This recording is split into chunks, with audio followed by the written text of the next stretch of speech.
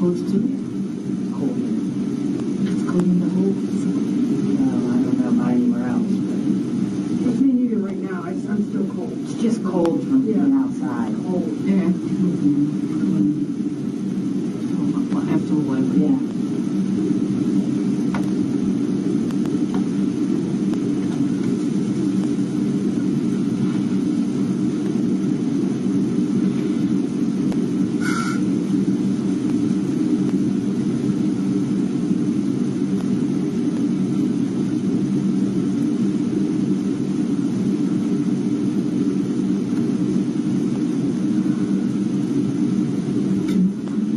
Yes, it is 9:30 p.m.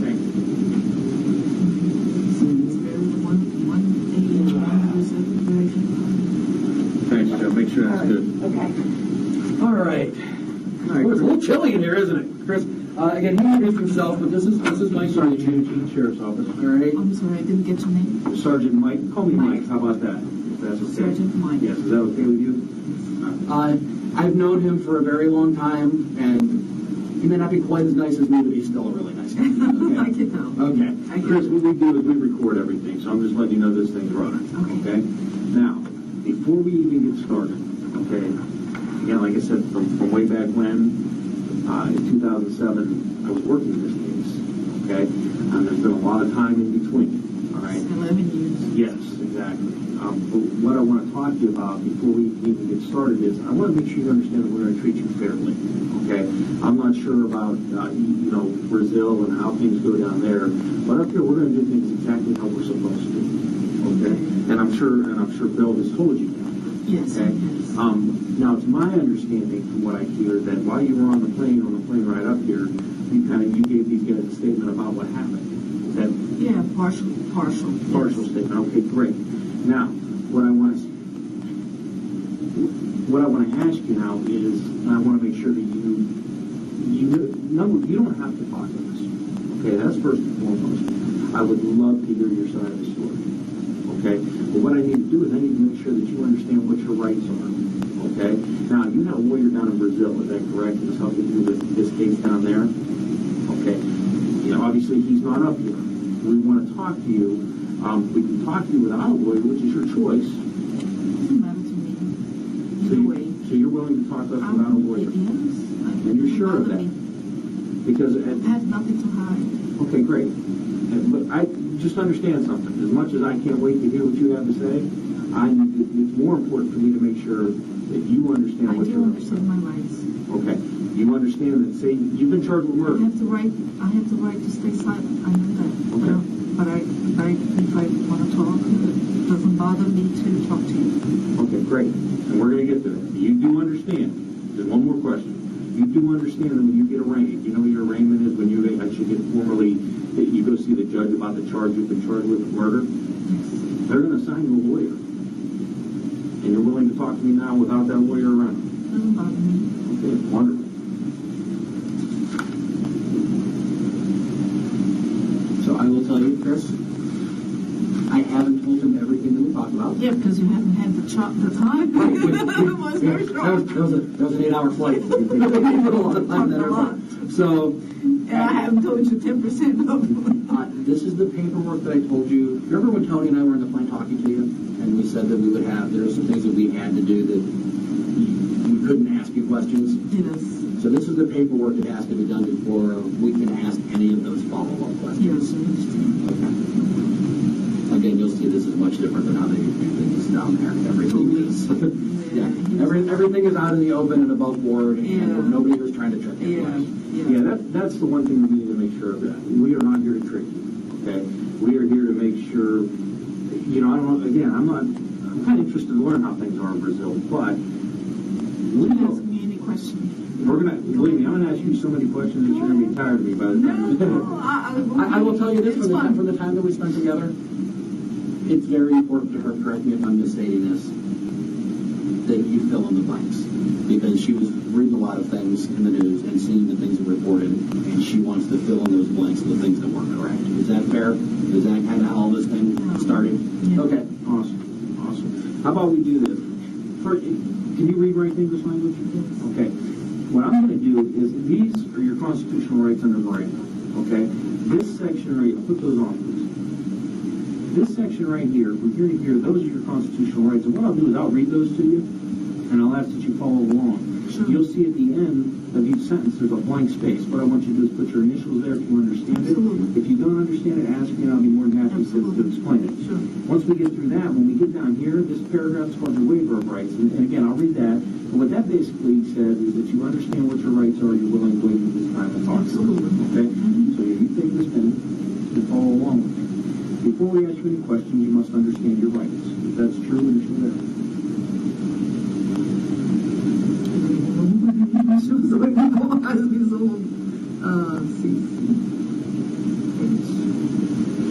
You have the right to remain silent, which you already told me you knew.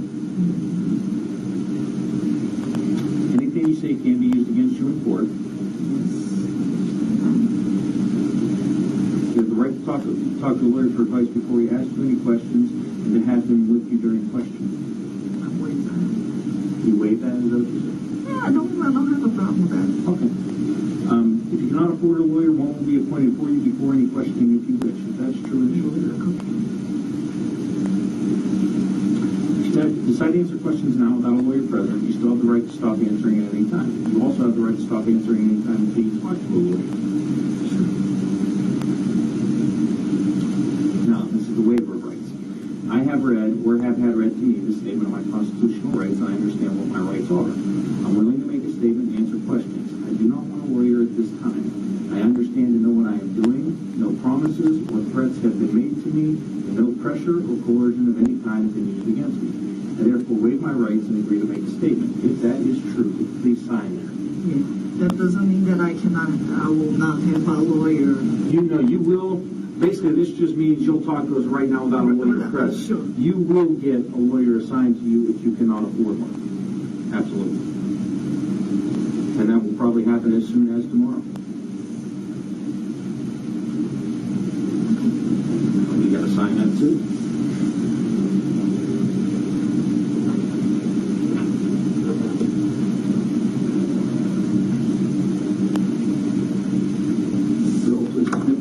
Okay. Now, what I want to do is I kind of just want to start off. It's been a long time. Now, what name are you going? Are you going by Claudia or are you going by, what do you want me to call you? Chris. You want me to call you Chris?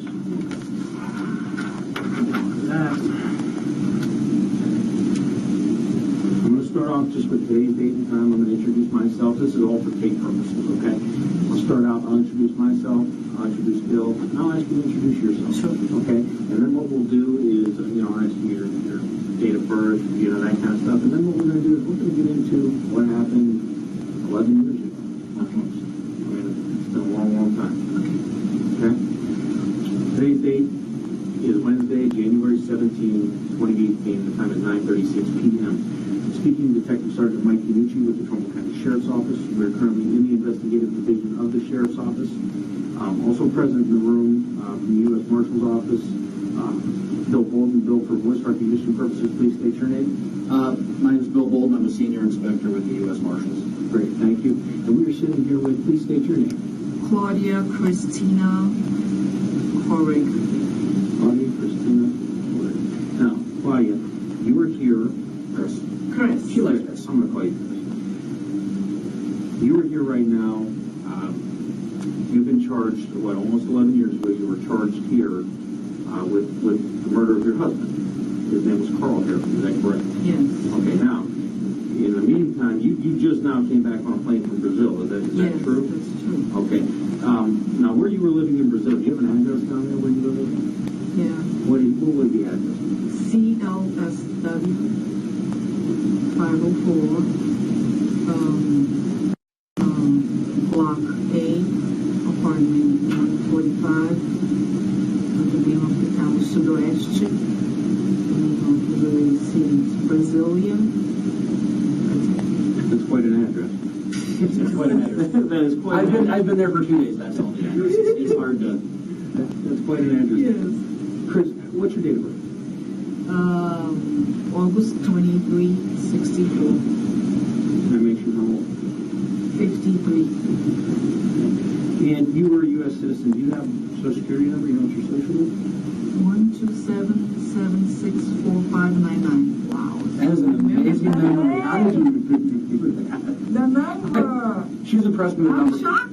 She's impressed with the numbers the whole trip. She's a math person. She's a numbers person. Like, No, that's amazing. That's shocking. I'm shocked myself now.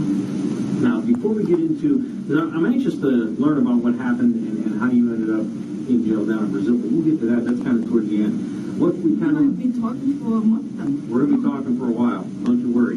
I got coffee of it, so I'll be good. But I kind of want to start at the beginning.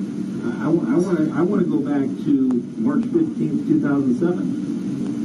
Okay, you're gonna start from the end. Well, yeah, well, the beginning of the end. Yes. Kind of. I Start think, backwards. It's gonna start backwards. It's not fair. I think in fairness, I think what you had already talked to Tony and I about on the plane, I think that would be a very good place to start, because that you hit a lot of the most important things that you wanted to tell us. Whatever you're jumped comfortable. all over the place, so You did. I don't know if I would be able to read. You're gonna have to help me. Well, here's what will happen. You can jump all over the place. You're allowed to do that. And then what we'll do is we'll try to rein you back in. We'll try to bring you back in and try to make sense of it. I like to, the way I find over the years is I like to talk, if we talk in order, like say the day that this happened, and kind of move forward from there, that seems to jog the memory fairly well. But if you can tell me whatever you want to tell me, and then we'll go back and we'll go through it. What would be easier for you? How about that?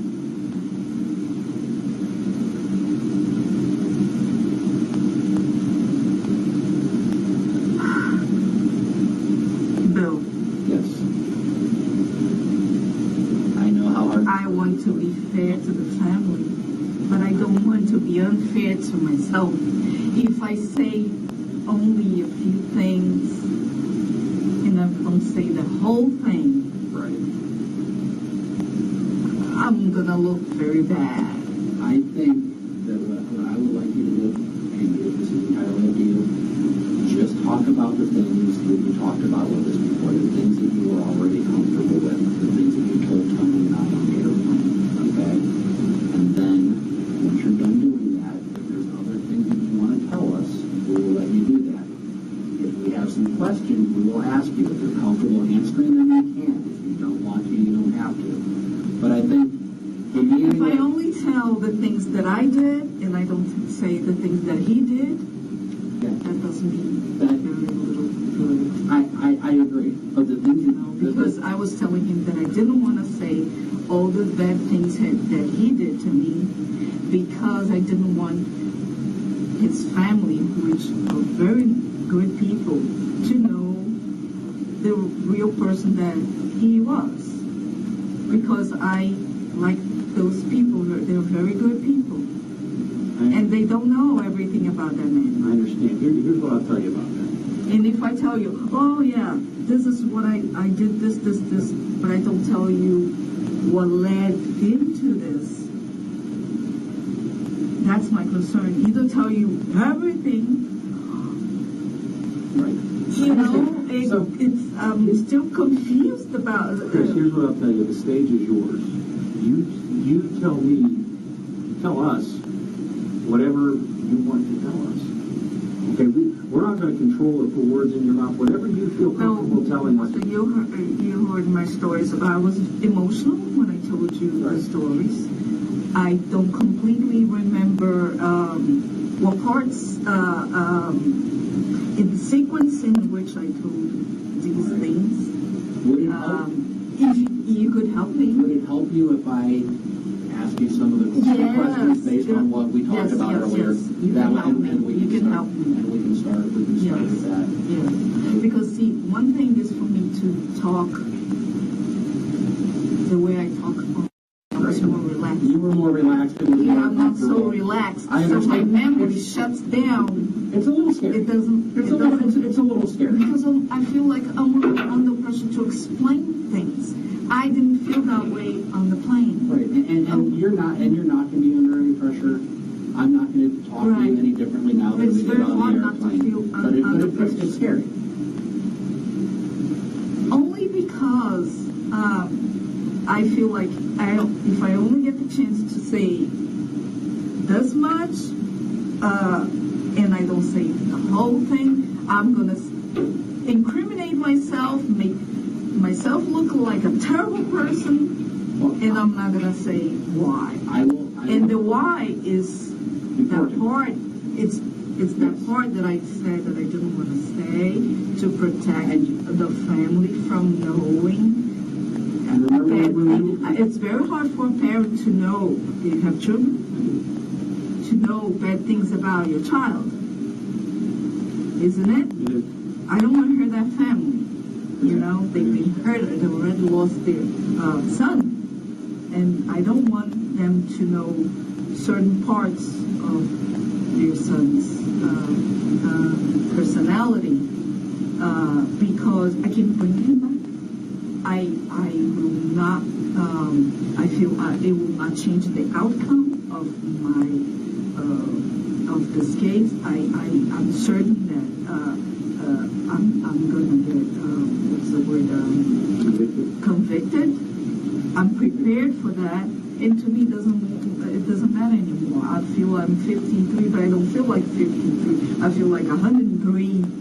So to me, you know, what 103-year-old has expectations of doing what with her life? You know, so. Go ahead, help me. Yeah, I'm going to help you here a little bit because. Yes, help me because. Remember when we were talking? All over the place. When we were talking on the plane, Tony and I both said that we would not lie to you. We had a big conversation. Yes. And we did tell you that the things that you said to us, we can't keep secret. You know what I mean? We have to report what was said. So really all I would like from you right now is talk a little bit about the things that you told us on the plane. Because you did say some things that were very important that none of us knew. And if we didn't know until you told us. And I think that's a very important part of your story. And it's a very important part of the entire story about what happened. Piece of paper, because I feel better organized with a piece of paper. You want to write something? Yeah. Okay. Well, let me ask you this. If you Not write this, just scratch. Having a piece of paper in front of me and a pen helps me out. Now, let me ask you this, Chris. We can do it the way Bill's talking about doing it, if that's easier for you. What if I just asked you to explain, tell you, when we got to the house, this is what we saw. Can you tell us how this happened? Would that be something? No, that's not how I want to tell You don't want to do that, No. okay. Now, how do you want to tell me this story? Bill, what do you think?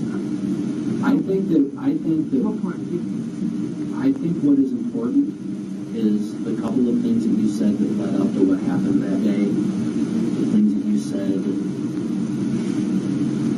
when you were talking about how things happened that day, and that it wasn't something that you planned in advance, but how it happened and the reason why it happened. The things that you said to him about being pregnant, his response to that, and what happened after the shower, the things that you said, I think that is a very important part of the story, and I think that's the thing that you need to tell him about that part. Okay, to organize what point I'll start.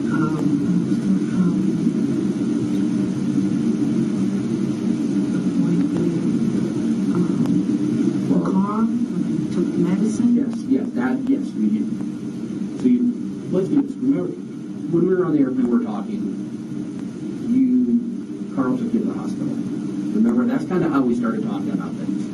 Took you to the hospital for a mental evaluation because you had tried to kill yourself with that or thought about it. Well, I think that's a very summarized version. Right. The story is Long, yes. very long. But yeah, we met through the internet On a website. on a What was website. that website called? Match.com? I think so. Yeah. And we dated for 2 months. 2 months. My glasses. Over the internet. He found me. I was in New York. He was here. He found me. And he put a lot of pressure pressure on me to date him. I said, but why would I want to date a woman in New York? In Ohio, he said, no problem, because I can, I'm a pilot, and I can work anywhere in the U.S. that I want, and there is a base that is about 1 hour from New York, and I can ask them to transfer me. This was from the Air Force. I can transfer, can ask to be transferred to there. And I really said, well, I don't remember exactly what I said, but he said, hey, I can prove to you that I can be, just tell me what day you want to be there, and I'll be there. I think I told him today or tomorrow, the next day, and he was there. Showed up. Did he fly up there? Yeah. You met him that day? I met him that day, and I was like, wow, this man, it's not mine. Pretty impressive. Yeah, I was impressed. Yeah, I was impressed. And he was a very good looking guy. He showed up so well dressed up, and some hot pants, some looked like leather material. He was very well dressed, and I said, this man is very interesting. He's good looking. Why would he want it so bad? Then I would have to tell you the long story. Well, he trapped me. He wanted to marry me at any cost. And right there that day? That day. Wow. Didn't you say you were dating for like 2 months? We dated for 2 months. Okay. Yeah. But you were talking about getting married the first day? The first day. Wow. Yeah. But I was in New York. We dated long distance. He was in Ohio. We dated over the phone. I went there once. No, he went there to New York once. Then I came to Ohio once. And then our next date was in the island. Puddin' Bay? Puddin' Bay. Yes, Puddin' Bay. And that day, I thought that man was crazy. He had made an engagement party. He invited all his friends there, and he prepared an engagement party for us without telling me that he was getting engaged to me. And everybody said to me, "Oh, Chris, congratulations, congratulations!" And I was like, "Yeah," but I didn't know what they are congratulating me for. Was my he give you a engagement. ring? No, never gave me a ring, ever. First was our party, our engagement party. Wow. And that day he took us to Puddin' Bay. His brother, Paul, drove us to the ferry. The buggy thing over there. And they were talking my wedding party. I didn't know it was my wedding party they were talking about. He planned the wedding without you. Yeah. It was bizarre. But I was 40 years old. It's like, this is the man that everybody ever dreamed of. If I don't marry him now, I'll probably change his mind. So I was pressured into it. So our wedding day, that was it. We met 3 times and then we were going to Las Vegas. Wow. That was quick, wasn't it? That was good. That's what started everything. We started talking about that, and we were all looking at each other just amazed. Usually it's the other way around. Usually the women plan it real fast. That's usually the way it happens. No. He put a lot of pressure into me. And the thing is that he didn't pay for a thing. He always forgot his wallet. Always. I paid for all the trips. My trip to go to Ohio from New York. What did you do for a living? I'm an accountant. No? Yes. So I paid for my move to bring in all my furniture here. I paid for all the food in the house. I paid for our wedding. I paid for everything in the house. So after we got married, he surprised me. His 16-year-old son that lived in, North Carolina, Right. with his mother, he brought his son to live with us. So we got married on June 30th of 2005. And we went to Las Vegas. When I came back, when we came back from Las Vegas, his son was in his house. I didn't know that. Living. Okay, so I wasn't working. I spent the month of July at home. I wasn't working. In August, he left for a course in Texas. It was a 3 to 4 month course because he worked full time for the Air Force, and he decided to. And he didn't want to work full time for the Air Force anymore. He wanted to work for Southwest. Southwest, full time for Southwest, full time, part time for Southwest, part time for the Air Force. He told me that he used to make $120,000 with the Air Force. I don't know if it's true. I never saw his checkbook. I never saw his bank account. I never had a joint account with this man. I never saw $1 of this man's money. Never gave me any of his money. Nothing. I paid all the bills in the house. No, I didn't. He paid the electric and the mortgage. Everything else was with me. Food, clothing for him. I bought his clothes, my clothes, his clothes, his son's clothes, everything. Going out for dinner, everything else was on me. He paid for those two. So I remember he told me that with the Air Force he was going to make $25,000 in Southwest.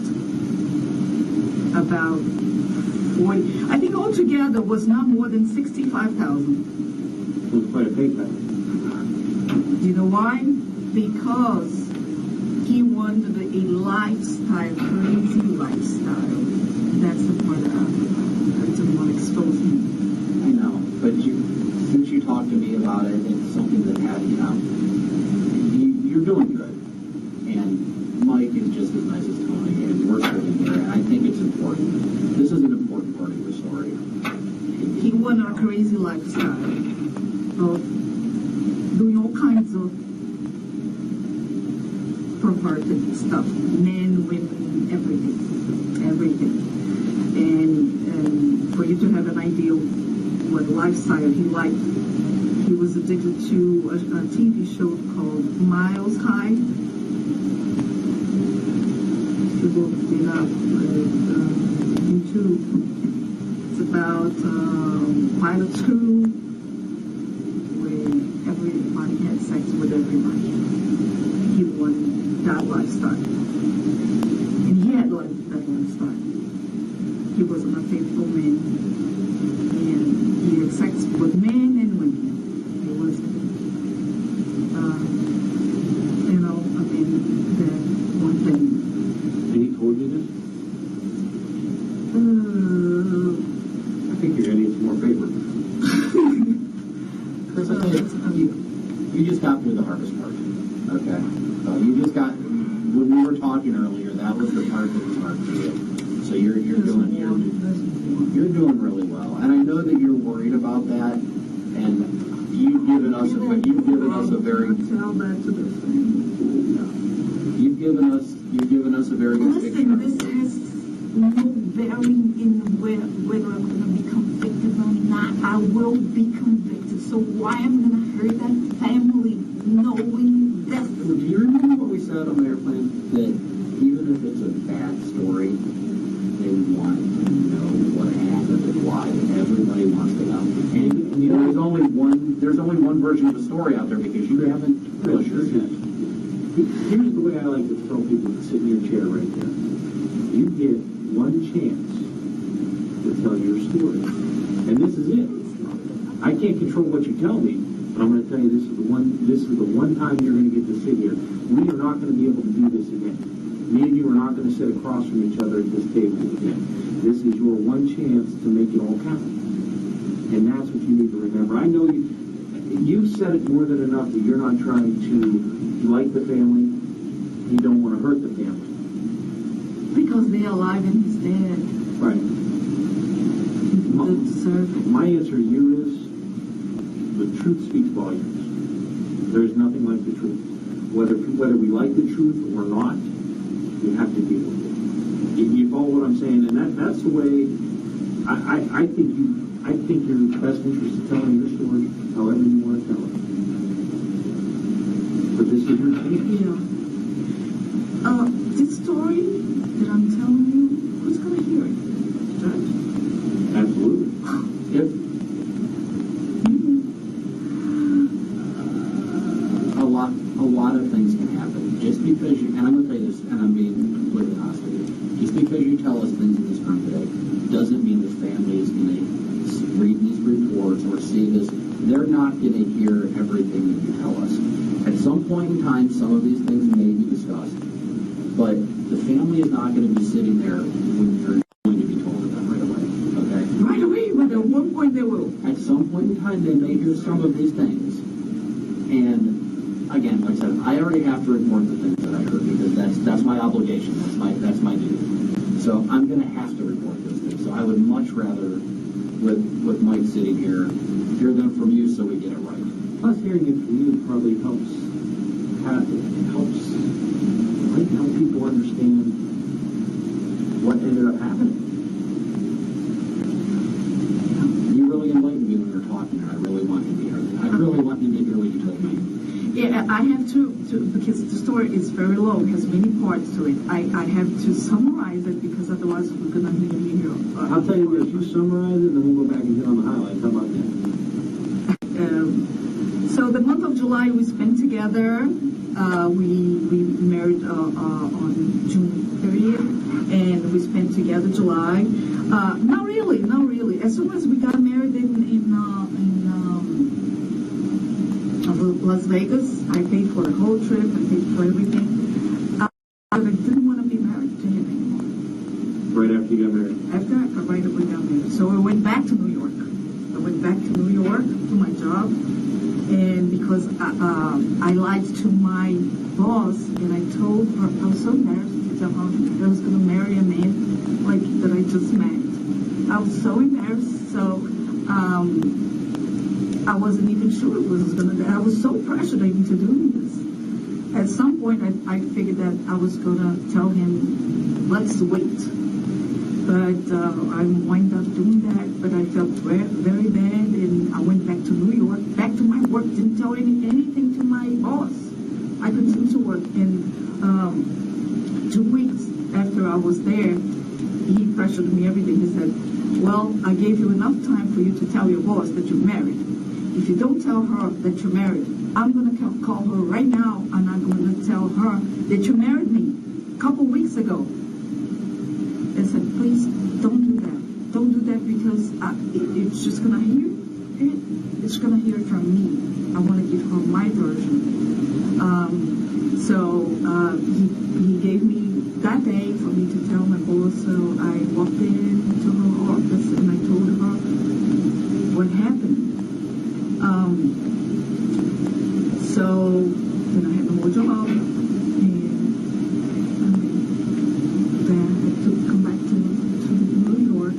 To Ohio, and he said, I'm going to change because he treated me very, very bad. He was like very aggressive with me just because I saw I'm afraid of AIDS. And the day we came back from Las Vegas, I saw a lot of ants on the ceiling and on the walls, big ants. And I started screaming, oh my God, kill those ants. He said, you never scream in that house again.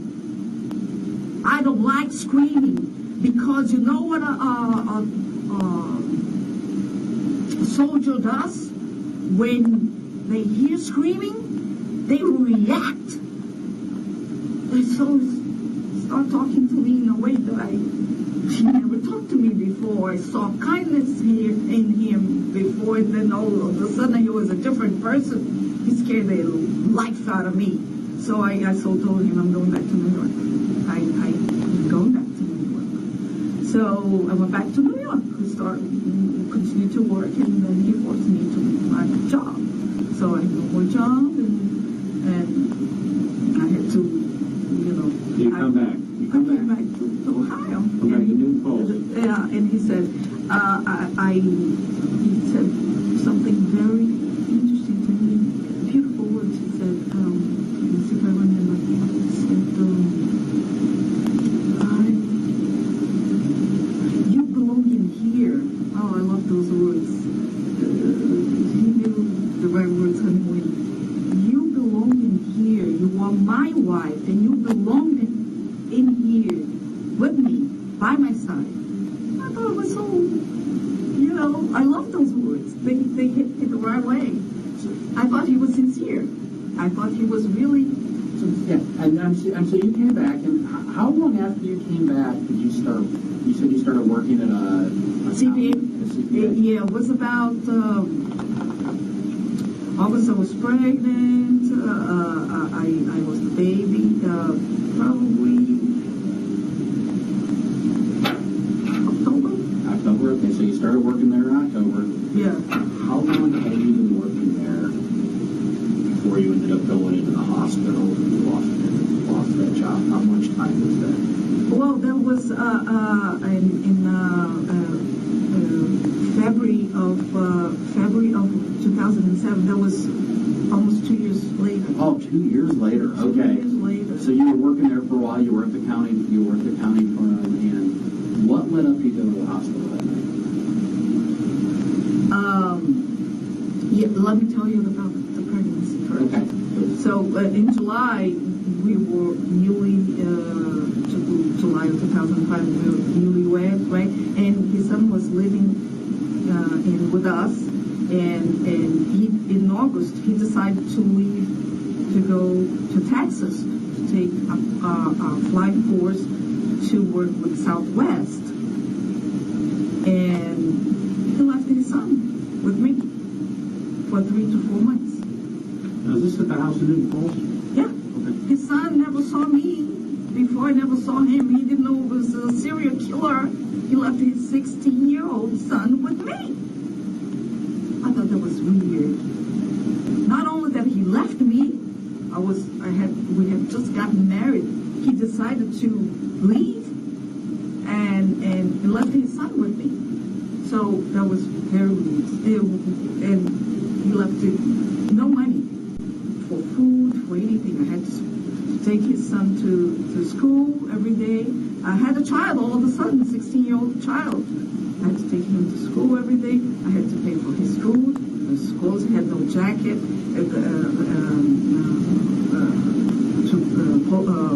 coat jacket, nothing. I had to take care of that boy, and I did. And in the beginning, he didn't like me because he didn't know me. But we only had each other. We became close. But at some point, he wanted to leave, and Carl started blaming me for his son to want to go back to his mother. And I said, no, you're not going to put that blame on me, because I have a tape that I recorded his son telling me that he wasn't going back to his mother because of me, but because of what Carl did that abandoned him with a stranger. And I had a lot of recording about my relationship between me and Carl on my hard drive in my computer that was in Newton Falls. The police has that. That shows his character, all the things that he did to me, how he screamed at me, how he cursed at me, how he abused me. That is all in there. Because in my first marriage, that was married before in New York to a doctor for 10 years, Tom, I had a lot of problems with his mother, and I got into the habit of taping conversations. So I had that habit. So I started taping my conversation with Carl, with everybody. not with everybody, just Carl and his son. So that conversation's that hard drive.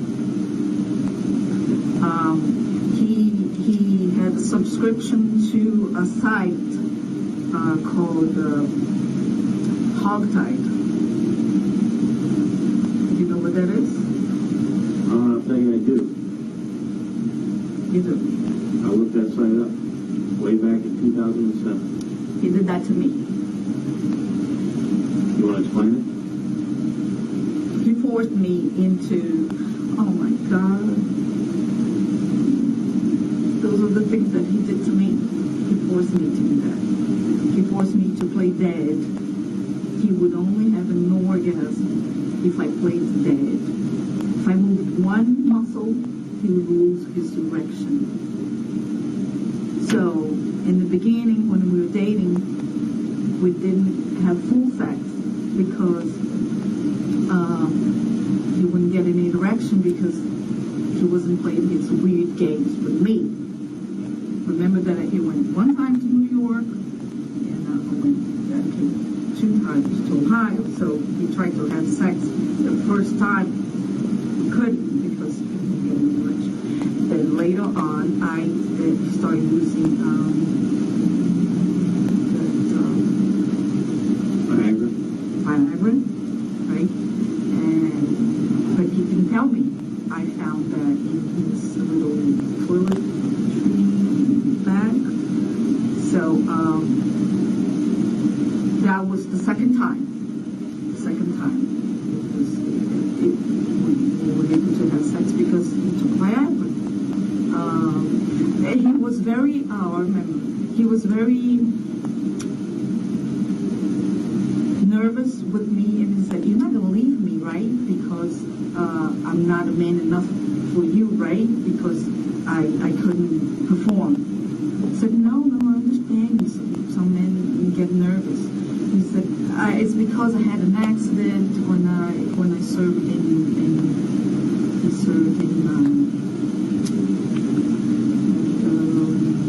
country. I went once to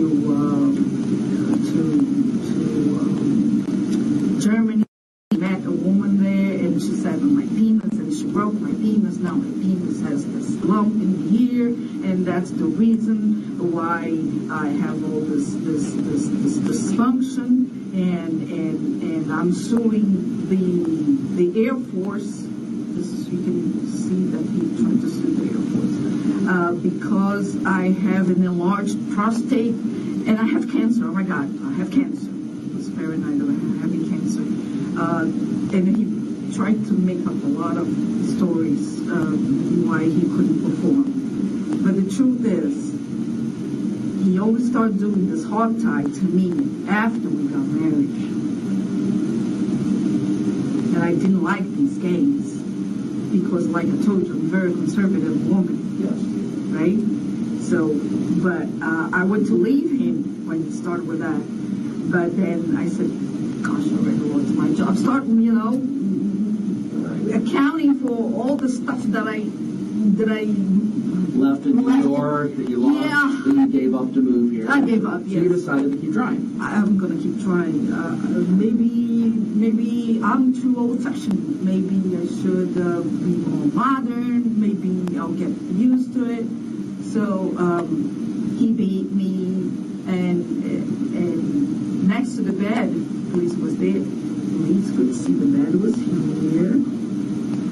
Here's the door to the here's the door to the bedroom, and here in this corner had boxed with things that he tortured me with: ropes,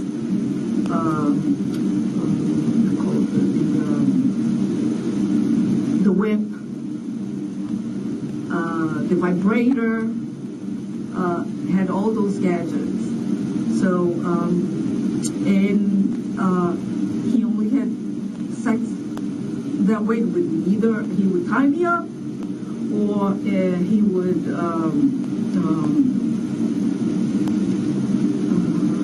I would have to play dead, or he would scratch his penis on my feet until he was bleeding. It was was all weird stuff. And he made me walk around naked in the house on high heels all the time. It doesn't matter how cold it was. Because even if you put the heat on, That's dumb. Yeah. it's still These are cold. all strange things. Yeah, those high heel things with a pom-pom, with a little ball. You seen them on Victoria's Secret? Okay. Those heels with, you have a little pom-pom, right? Ridiculous stuff. Ridiculous. I felt like a hug. And that's just not me. Right. So I had to, I couldn't put on socks, I couldn't put on pants, I couldn't put on a jacket. If we went out to eat, it was snowing out like this, I always had to wear open shoes, open toes, shoes with, so it was torture. He tortured me. He has some fetishes, obviously. Yes. Yeah, There is one because- little particular one that I don't feel comfortable telling you. And you don't have to, okay? There's one very, very bad one. And you don't have to tell us anything you're not comfortable telling us. I think at this point, we have a very good picture that there were some fetishes and there were things that you were uncomfortable with and other things that Yeah. And it You're was very that or conservative. not. And it was that or not. There was that or hell. So, Cursing. He never only beat me up once. But that was the day that happened. Yeah, that was the only time that he beat me up. But he would abuse me verbally. do you, I have something to tell you. I'm pregnant. He went crazy. He said, I never want to be a father. I never want to have children because you're going to ruin your body. I love your body the way it is. You're going to get stretch marks. Like his first wife got a lot of stretch marks. And I don't want that. You're not going to do this to me. I want a wife. I don't want a mother. I don't want children. I want a wife. And I said, but I'm 40 years old. I can't. I'm not going to get an abortion. You will get an abortion. So I went to see him in Texas. I made a trip there. He didn't let me talk about this deprivation technique on me. So and before that, over the phone, he would call me all neurotic, crazy. You gotta get an abortion. You gotta get an abortion. You gotta get an abortion. So he would talk to me all the time about that. So I was going crazy. And when he came home to spend a weekend or a few days, I don't remember, a week, got a week off for a few days, he wouldn't let me sleep. And I begged him, I can't, you're killing me. So he would keep me up, and he would stay on bed, sitting on bed. And I would lay down and fall asleep. He would wake me up. Wake up, wake up. So he would do that all the time. And I got sick. After a few days, my body just couldn't take it anymore. I got sick from the mental pressure, from the mental torture from sleep deprivation. I wind up in the middle of the night. I felt pain, and I said, I don't know, this pain is. And all of a sudden, I had blood all over. And then he took me to a hospital. And I did the ultrasound. And they saw, you are losing the baby. We're going to try to save it, but we don't know if we're going to be able to save the baby. But she did the ultrasound and said, I don't see the fetus anymore. The sac is empty. Go home and rest. Does not. But then when I got home, I was the fetus inside the toilet, and I heard that big noise. So I saw the blood, and I stuck my hand. It was the fetus. I was very emotional. I took the fetus and put inside a little glass jar, and I showed him. He didn't want to see it, and I put it in the freezer. I said, I'll put it in in the freezer because I want to bury it. I went to bury the fetus, and he went into the freezer and threw away the fetus. It was so cold. He threw away the fetus. I went to keep it. Whatever, bury it in the yard. But that hurt me a lot because that meant nothing to him. It meant so much to me, it meant nothing to him. And then I went into the hospital to do to clean up the uterus. Right.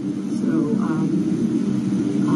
I went into surgery. So I don't know the name of the hospital because I'm not familiar with names, and I would not remember anyway. It's been 11 years.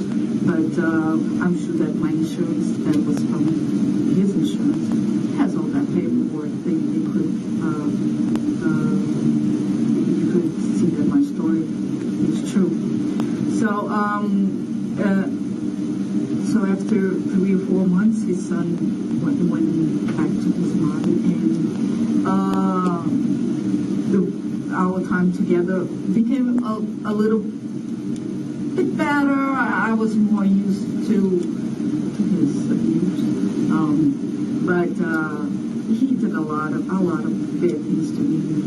I wasn't allowed to talk.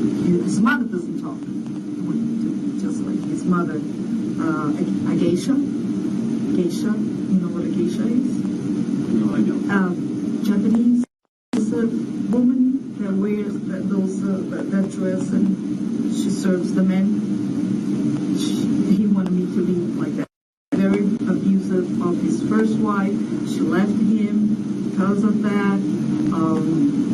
And she loved him. Talked with friends. She said that to me. She confided that in me. His daughter also confided in me that he was abusive to his mom, to his first wife. And she left him. She asked him for divorce. And that was the beginning of his depression because he had aspirations of becoming a politician. And he felt that after that, he couldn't be a politician anymore because he didn't have the perfect house, the perfect wife.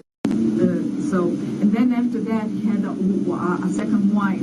There was a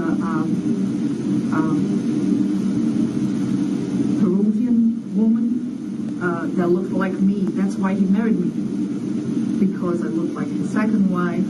That he left her because she wanted to have children, and he simply took her out of his house and dumped her at the airport.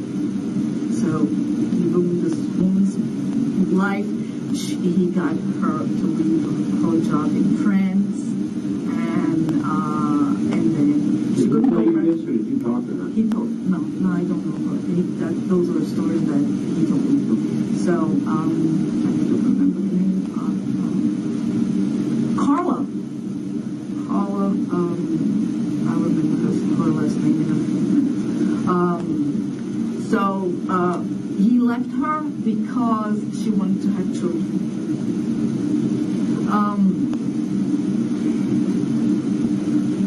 And I'm all over the place. He was abused toward women. He married this Carla, who was Peruvian, didn't speak any English, zero. But she was perfect because all he wanted was a body. He didn't want a person for him to talk to. And what he didn't like in me is because I spoke English.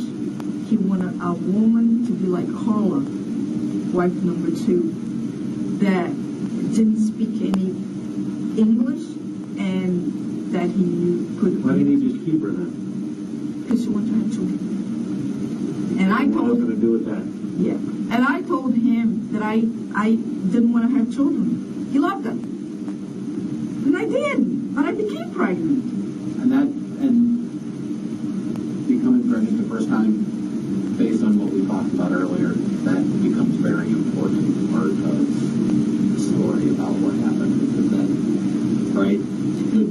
that becomes a very That's the center of... That's the center of everything. That becomes a very important part of the story. That's the so you understand. Based on our conversations early, that's very important about Yes, what happened. and I confined it in my neighbor. Her name is Ella.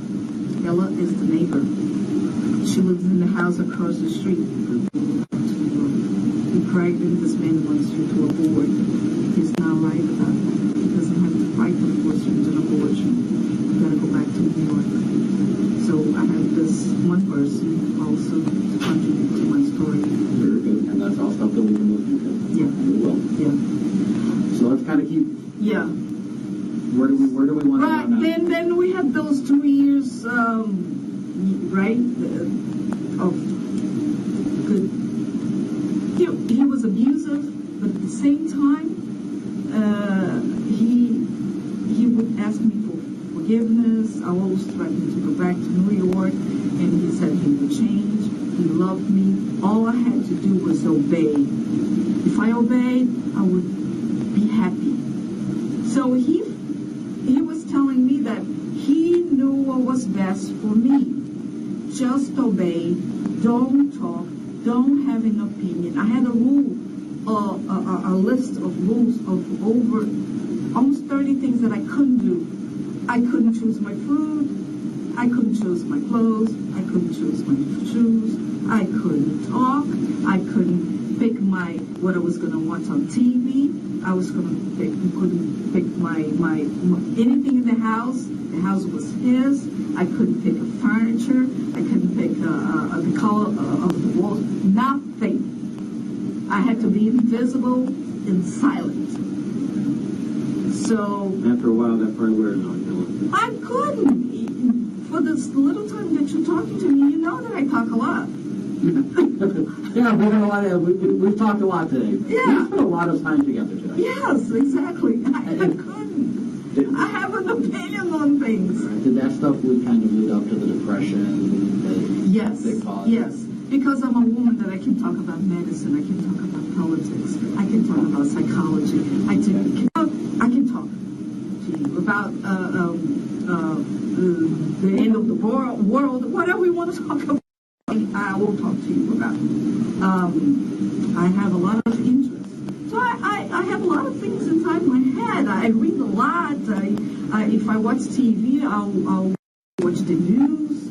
I consider myself a nerd. I never drank. I never had drugs. I don't have tattoos. I never went out with girlfriends. I'm from work to home. Very intelligent. Very smart. Yeah, we talked about that a lot in the plane. Yes. Oh, thank you very much. But he didn't appreciate that. I do. Well, there was a problem. That was my a defect. That was the That problem. probably led to the depression. Yes, the abuse, in the tapes on the computer, you see how he called me a bitch, very bad words. Let me see, son of a bitch, words that I don't speak. These words are not part of my vocabulary. I'm conservative. I'm a religious person. So I'm not modern. I don't like to go out partying. I like to take care of my home, and I like to work. I always work at least 14 hours a day, and I always work 7 days a week. That wasn't a problem. I worked in the CPA firm, Right. 7 days a week. And I know that when we were talking earlier that when you lost that job, that was the thing that was the most devastating. So we had 2 years good. I got pregnant a second time about a year later. So August 2006. About 2006, I got pregnant again. And again, he did the same thing to me, the same torture. And there was a very bad time for me because it started with him, because I was wrecking his body, my body, his body belonged to him. I started to gain weight, and that wasn't good. Gaining weight as a result of the pregnancy? The depression of losing a baby for the second time. I became depressed. So you lose the second baby because the same things were going on as happened the first time, a year Exactly. prior. Yes. Okay. Yes. Then the He depression. thought I was purposely trying to get pregnant. I didn't even think I could get pregnant anymore because right? I didn't think I could get pregnant.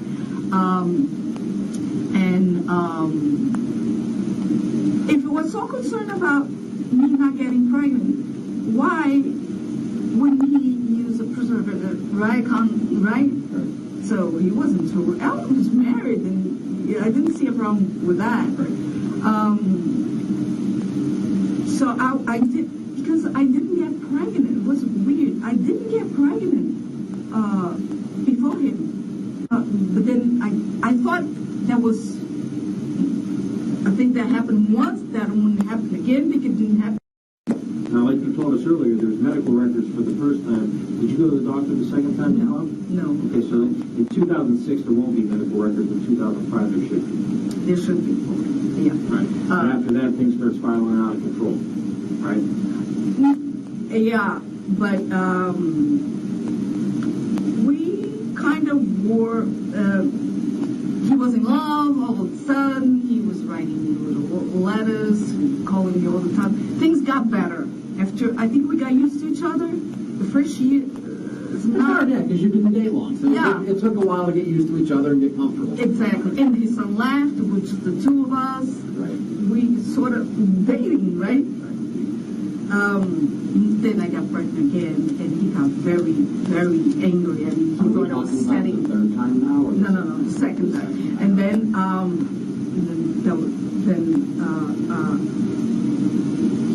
he thought I was setting him up. Thought you were doing it on purpose. Yes. And is that kind of what he thought the third time? The third time? No, I thought. Oh yeah, he became very psychologically disturbed. He was drinking a lot. He was not doing well in Southwest. Now, what time frame are we talking? After August of 2006? Now we are back in December of 2006. We now 3 months before. I was saying, just to make sure I understand, because I want to make sure that what I remember is right. Because these are things that I'm saying now that I didn't. The day that everything happened at the house. I'm getting to the that. first time you told him you were pregnant for the third time. Is that? Yes, when you that was told the him? first time. Okay, so that's okay. I just wanted to make sure I remembered that correctly. That was the first time. Because I was afraid. So that would have been March. I was afraid. I was depressed because I was afraid that his reaction would be the same reaction that he had the first time. Which it was. Which it was. Yes. It was even worse because he said he was going to adopt his daughter's Yeah, baby. you know what? Can you tell Mike, so kind of cover that again? Because I don't want to put words in your mouth. I can't Okay. sit here and tell you what you said. You know what I mean? Yes, yes. I need Well, to say it. yeah, you wanted me to jump into that part. I mean, I just wanted to make sure we were. Yeah. I wasn't putting words in your mouth. Okay. Well, yeah. That day was a Monday. So, what happened? No. Okay, I'll go into that day. That day was a Monday, and he got home at 9 or 10 in the Now, morning. which day are you talking? I didn't want to tell him over the phone because he worked. He stayed home one day and 3 days out of the house with the South. 1 day and a half and 2 days and a half he would fly. So I found out I was pregnant and I got very nervous. So I became depressed. I already knew he was not going to accept the pregnancy. So I had a plan. If he doesn't want to accept this pregnancy, I'm going to kill myself. Because I'm already fat, I lost my job, I'm 42 years old, and I'm not going to have an abortion. There's nothing that's going to make me have an abortion. And he doesn't want a child. What am I going to do? I'm going to kill myself. So I had a plan to, I'm not going to tell you my plan yet. Let me just get into this pregnancy part. So he got home, and I already had this plan to commit suicide. He doesn't want the pregnancy. I'm going to kill myself. And then we talked. He got home, and I said,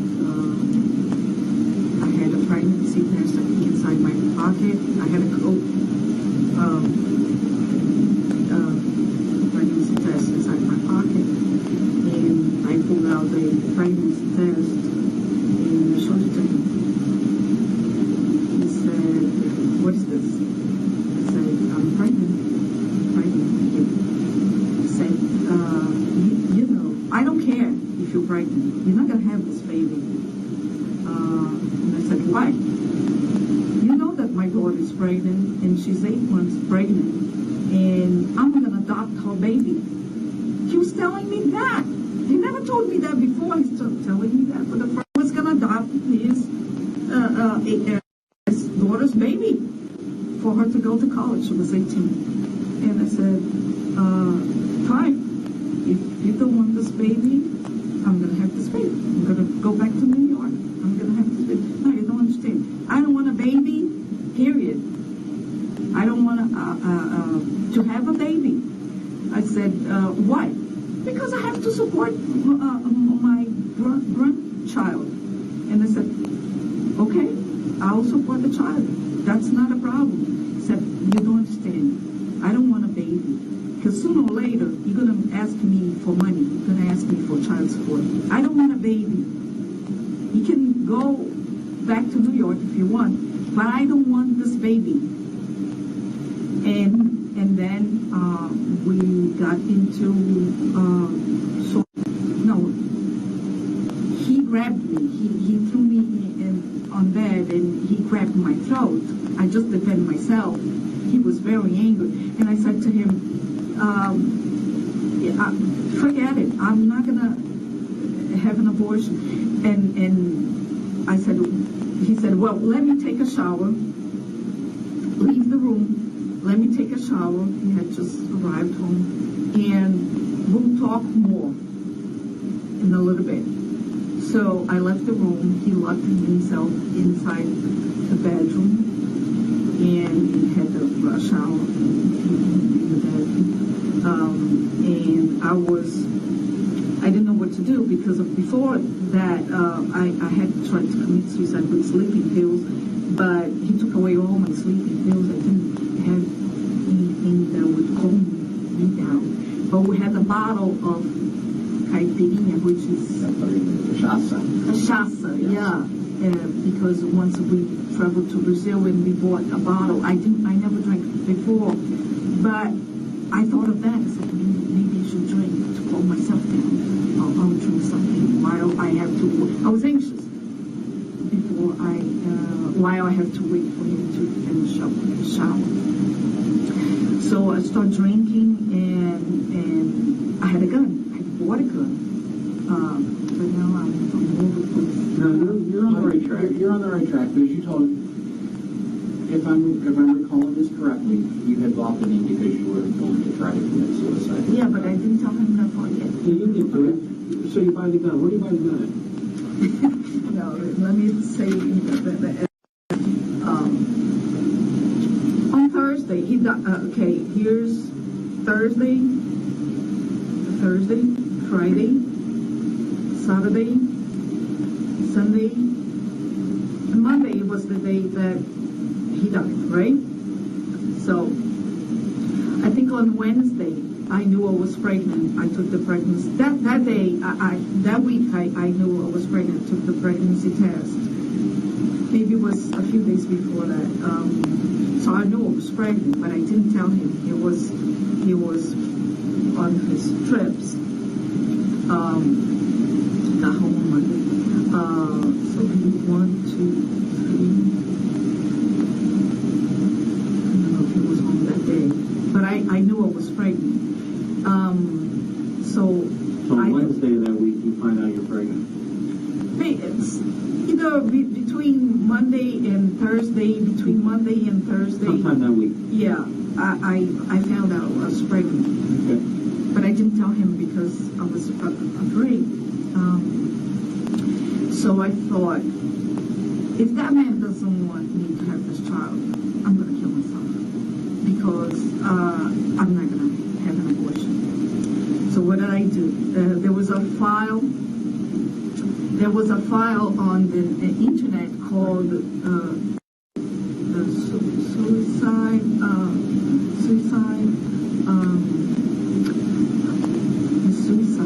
You told me you found us on ways to commit. Yeah, and between the years of between 2004 or 5, it was all over the news that people could get on the internet a file that would tell all kinds of step by step how you could commit suicide. So you were searching the internet for possible ways to kill yourself. Yeah, and that file is even saved on the hardware, Okay. on the hard drive.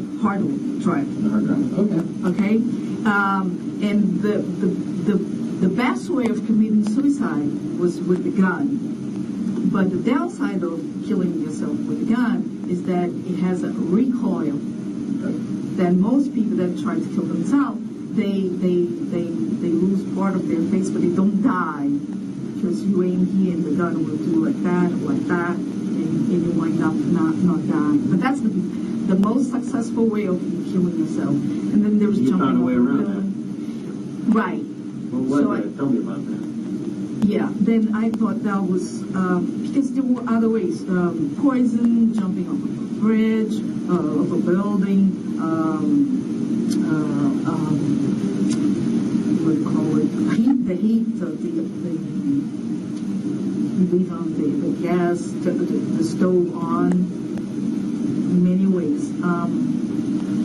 So I thought gun was a good way because they had guns. They sold guns in Ohio. That would be easy, right? And not so painful. So what I did, but I had a problem. The recoil thing bothered me because if I just get my face ripped off and I don't die, I'm in the worst ways, right? So what I do, I went to the gun store. The gun store, right? Gun store, and I asked for a gun that was small enough for my hands, and I wanted it with the laser beam because I wanted to shoot to see what that recoil was. So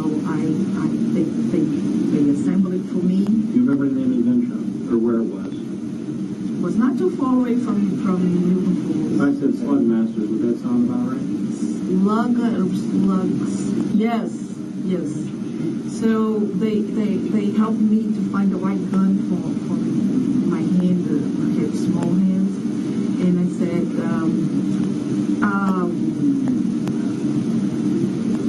what does explain to me about this laser beam? Or I said, I don't want to buy a laser beam. Just sell me the whole package. So I bought the whole package, and I went to... Why do you want the laser beam? Well, I'm going to explain that to you. I went to firing range, right? Because I want to shoot to understand if I aimed at that point, how much more above that point it would hit. So you did a little research on this. I mean, obviously, because you understood that there could be a point where the laser's hitting and the bullet's not hitting in that exact spot. You researched this on the internet? No, the beam came from my head. That was obvious. You knew that there was a chance that bullet wouldn't hit exactly Yeah, where the because beam the was. article said about the recoil. Right, the article you were reading. The article said about the recoil.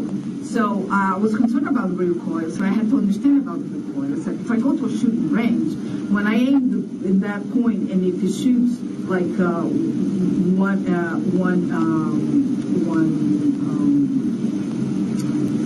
inch above or 2 inches, I will know how much I have to adjust it to lower it to hit where I want. So I did a I don't know how much ammunition I bought, but I was there for just 1 hour. And I became very good at it. It's not difficult. Not that hard. Okay. It's not that hard. So I was hitting the target, and I said, well, that's fine. Now, facing the gun that way, it's easy. What about facing the gun sideways? That's totally different. That's not going to work. How are you going to see where the laser's hitting? You see a little... If you do this, how do you see where the laser's hitting? No, you didn't get it. Yeah, because that's where I was. Get it. That's where I was fascinated when you told me about the thing. The laser beam is not for killing myself. The laser beam was to understand the recoil. What is recoil? She wanted to see if she pointed the gun. If I pointed here, Okay. it will hit here. I would understand how much I would have. If I want to hit here, actually I have to aim it here. So the laser beam was for me to understand what is recoil, what's the distance. I get what you're saying. Okay. Not accurate, but I get what you're saying. Makes sense. And we understand. You can't. Here's what I'll tell you. Because I can tell you this now. You can't control recoil. Okay? But I only figured that out later after I did it. Okay, she actually told me that she figured out that if she couldn't figure it out. We wouldn't. I actually teach that stuff. That's why I was going to teach you real quick. Right. So I said, that's no good. I just figured I paid to learn that won't work. That won't work. That will be no good. So what I do? But you found out you were a good shot in the process. Yeah. I'm an athlete, so I'm good with sewing. I'm very good with my hands, so I'm good from hands. So that wasn't hard at all. Shooting is not hard, at least not from at a range. So what did I do? I said, yeah, that's very, very, very easy to shoot straight, but not sideways. It's not gonna work. I don't know what's gonna happen with my hand. I cannot practice shooting that way. I can't. Yeah. So I went home, and my husband had tools to work with wood. He was an artist, so I went there and I made a piece of wood. With a hole in the middle. And I think that I would screw that to a door frame. I went inside a closet. I did that in his daughter's room. I went inside a closet and I screwed that in there. I cut a piece of wood that would be the size of the opening, right? I screwed that here. You did that all yourself? Yep. And I got a seat. I sat in the seat and I measured that hole to be right here. So I measured it and I screwed that in the frame. So I put a gun there. All I would have to do is pull the trigger.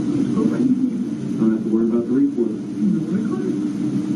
Did you find that on the internet, or you No, I'm smart. Came up with it yourself? No, come on. She did that on herself. Stupid. I'm not stupid. Well, Chris, here's what I'm going to tell you. I'm going to sleep better tonight because for the last 11 years, I've been wanting to know exactly what that piece of wood was. Yes. No. I honestly, that has baffled me for years. No. Come on. It's not something you see every day. But there's a chair right there. Yeah. Okay, let's get back to that. We'll talk about this again. We'll talk about We'll it. go back to that. But now I can sleep. Okay. So my plan was never, not for 1 single minute, to kill anybody. I swear to God, there was not for a single minute I thought about it. But that man was stupid enough when he saw me, when he came out of that bedroom, that he saw me. I was drunk. I waited for him for almost 1 hour. I was drinking. While he's in the shower, you're drinking. I'm drinking. He gets out of the shower, comes out of the bedroom, what happens? She did that on herself. I'm not stupid. Well, Chris, here's what I'm going to tell you. I'm going to sleep better tonight because for the last 11 years, I've been wanting to know exactly what that piece of wood was. Yes. No. I honestly, that has baffled me for years. No. Come on. It's not something we see every day. But there's a chair right there. Yeah. Okay, let's get back to We'll talk about this again. We'll talk about We'll it. go back to that. But now I can sleep. Okay. So my plan was never, not for one single minute, to kill anybody. I swear to God, there was not for a single minute I thought about it. But that man was stupid enough. When he saw me, when he came out of that bedroom, that he saw me. I was drunk. I waited for him for almost 1 hour. I was drinking. While he's in the shower, you're drinking. I'm drinking. He gets out of the shower, comes out of the bedroom, what happens? Then with my coat on, a little bag in here, and run inside. All over the place, drinking and waiting, nervous for him to come out of the room. And so I figured I had to do something very shocking for him to shake him up about this pregnancy. So I thought, I know. I'll wait for him. When he opens the door, I'll put that here in my head. So that's what I did. So when he opened the door and see me with the gun, he saw me with the gun to my head, he would have no reaction. He would keep staring at me, and all of a sudden he doesn't move, and he grabs the gun and grabs my hand and keeps holding me, and then he just throws me up against the wall. And I fell down because there was a door here. There was the door to the, oh, you know the house. There was the door to the bedroom. There was the door to a middle bedroom, right? I'm trying to remember, but yes, I think I remember what you're saying. And there's a third bedroom where is his daughter's bedroom. That's where I have the thing. And here's the third bedroom, which is where I have the And the steps are over here going down. yeah, the steps are right here. Right, okay. Right? So when he comes out of the room, I'm right here. Come back over here so I can see it. My bright eyes. Yeah. So and he stares at me. I thought he would have some emotion to his face. Had no emotion to his face at all. Nothing. Just stared at me, and then he grabbed the gun in my arm at the same and my neck at the same time. But then he just threw me, and I fell. And I felt I hit my head against the door frame of that bedroom, middle bedroom, and I just stayed there. And we start talking, and he said, no, he started talking. He wasn't talking anymore. He said, that's a very good idea, but just do me a favor. Let me leave the room and go to the basement to do that, because you're going to splash my paintings. You're going to splash blood all over my paintings, because down that step there were 3 paintings, and he's a collector of paintings. He was, and I got very angry. If he had said that, I would be dead, he would be alive. What happened next? Well, what happened next is that I got very angry, and I got up real fast and I shot. Shot what? I shot at him, and I was lying down. He was going. Come back over here, please. Please. Yeah, I was going. I was lying down, right? I got up real fast, and I shot at him. He wasn't too far away. It was close. Was he down the steps? Where was he? He was going down the steps. Maybe he was on the 3rd step. And it was here, right? You're right at the top of the steps, top corner. Yeah, the steps are here, right? Here's the door to the master bedroom. Here's the door to his son's bedroom. Here's the door to his daughter's bedroom. Is there a bathroom on the edge of my bedroom? Here's a bathroom here, yes. he saw me here, then he threw me here. I hit my head here. I was here. So when he threw you down, you didn't lose control of the gun or anything, or he didn't take it from you? No, he didn't take it from me. So when he saw, when he said, here, I got very angry. I got very angry. And if he had not said that, he would have lived, and I would have died. I would have killed myself. So him telling you to go down there changed the whole... Changed the whole thing. Changed the whole thing. It was a very sensitive. You're still mad, I can tell. Yeah. It's very emotional. And this is exactly what you told us when we were on there. When you're telling us now exactly the same thing that you told us before. I said, look, I didn't say a word. I just thought it was too quick. I'm gonna die. We're gonna die, but you're gonna die with us. The three of us, we're gonna die here now. You, him, and the kid? Yeah. You, him, and the baby? Yes. But those were not words that I said. It was too quick. Just what you were thinking? Yeah. I thought and acted, real quick. Did you stand up? I got up real fast. I was maybe like just like this. Mm-hmm. And I just got up real fast. And what'd you do next? I just turned around. And I shot. But my feeling was, my impression is that the gun had 5 shots because I had a little drink. My feeling is that I had shot him 3 times and I saved 2 bullets for myself. So after I shot him, I ran inside this 3rd bedroom and I sat in the little chair. As hard as it was, I pulled the trigger. It was the hardest thing I ever done in my life. It was hard. I pulled the trigger. Nothing happened. I said, my bullets.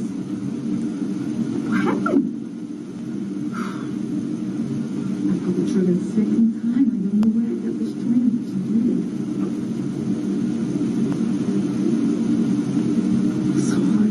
Very hard. Nothing happened. What happened? I shot him 3 times, and I saved 2 bullets for myself. And what happened? I got confused. So I said, let me put new bullets in. Maybe bad bullets. I don't know. So I ran downstairs to the basement. And I don't remember was when I was going down or going out, back up. I realized what I had done, and I tried to see if he was alive, breathing. I put I took his boat, and I tried to see if he was breathing or vice versa. He wasn't. So we're gonna finish up what I started. So, I think it was on my way down. Yes, it was on my way down. And I said, no, it's done. I gotta finish up what I started.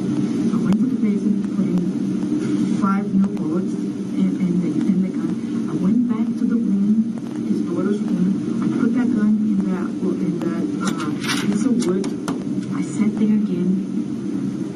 Because it was hard because I started thinking about my family. And I said, let me say goodbye to my family. Let me tell my family what I did and what I'm going to do with myself. I don't want them to find that out through the newspapers. I want myself to tell them. So from the landline, I called my sister. From the cell phone, I called my father. And somehow they start talking among themselves, and they called some lawyer, and they said that Ohio had death penalty, and they advised my father and my sister to convince me to leave the U.S. but they hadn't told me that. In the meantime, while my father and my sisters are talking, they put my sister's husband on the phone talking to me, and he's a pastor, and he started talking to me about hell, going to hell. Don't do that, don't kill yourself, because you're going to hell, da da da. He didn't say anything about death penalty. They only talked about going to hell. And he said, no, I don't want to hear that about hell. I gotta kill myself. I want to die. They said, no, don't do that. And then my father took the phone and he said, do you know where your passport is? I said, yes, I do. Where is it? I said, it's in the bank. It's in a safe in the bank. And do you have money?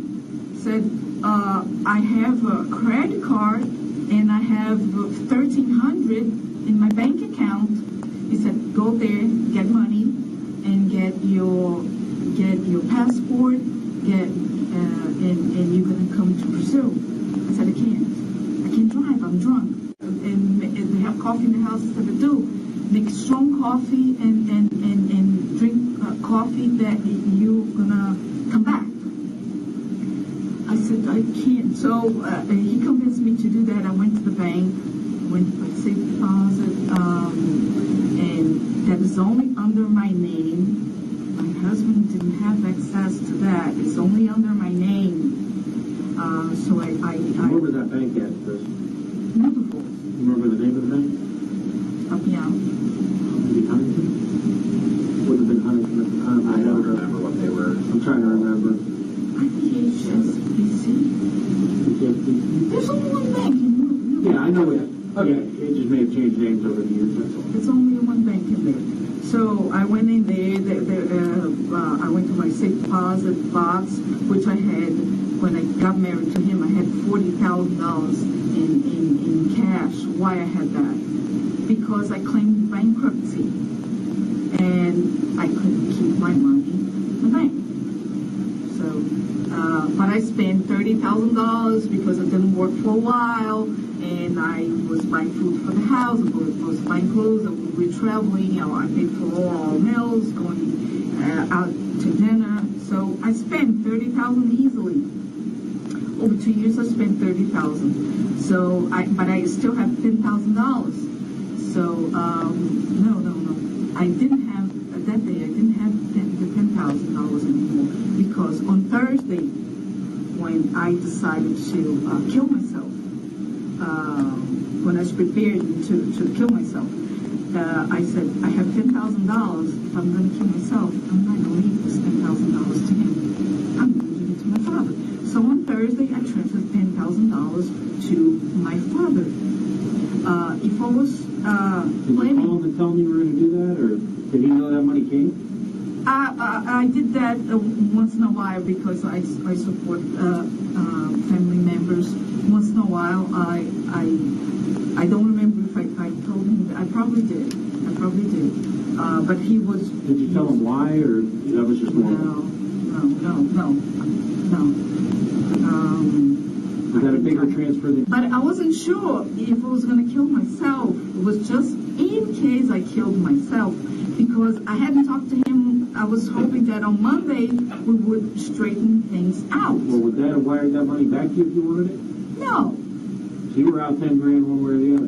No. That money was for my sister. That money was money that I gave often to my sister. So you were giving your last money you were giving away to your sister. Well, but it would go to good use, because instead of me wiring money every couple months, every 3 months, every 6 months, that money would last a year, to support my sister.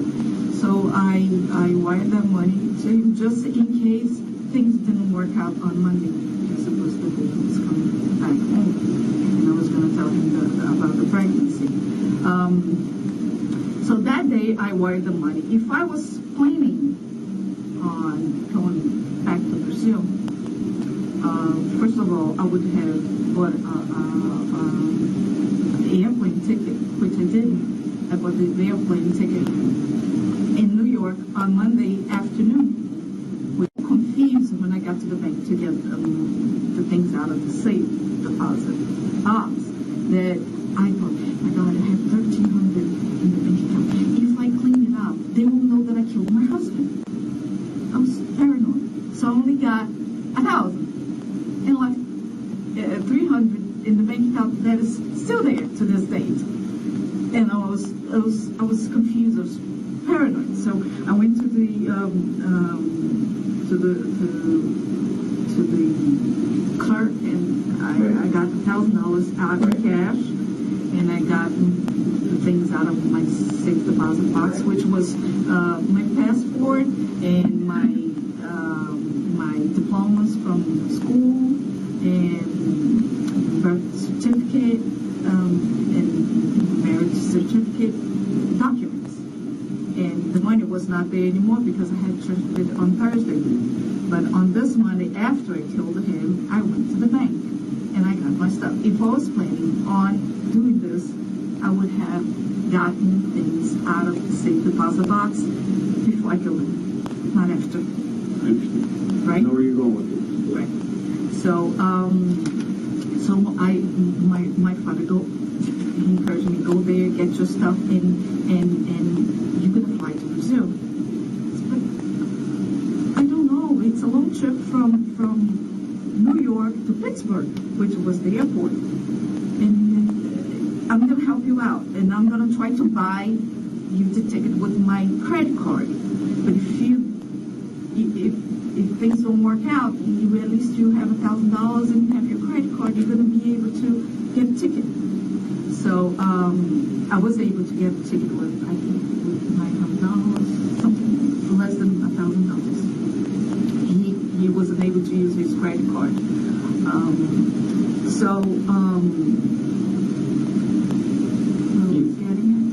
You left the bank, and if it's the same, what you told me earlier, when you left the bank, you drove to. Oh yeah, I left. Very slow and very careful. I was like a zombie.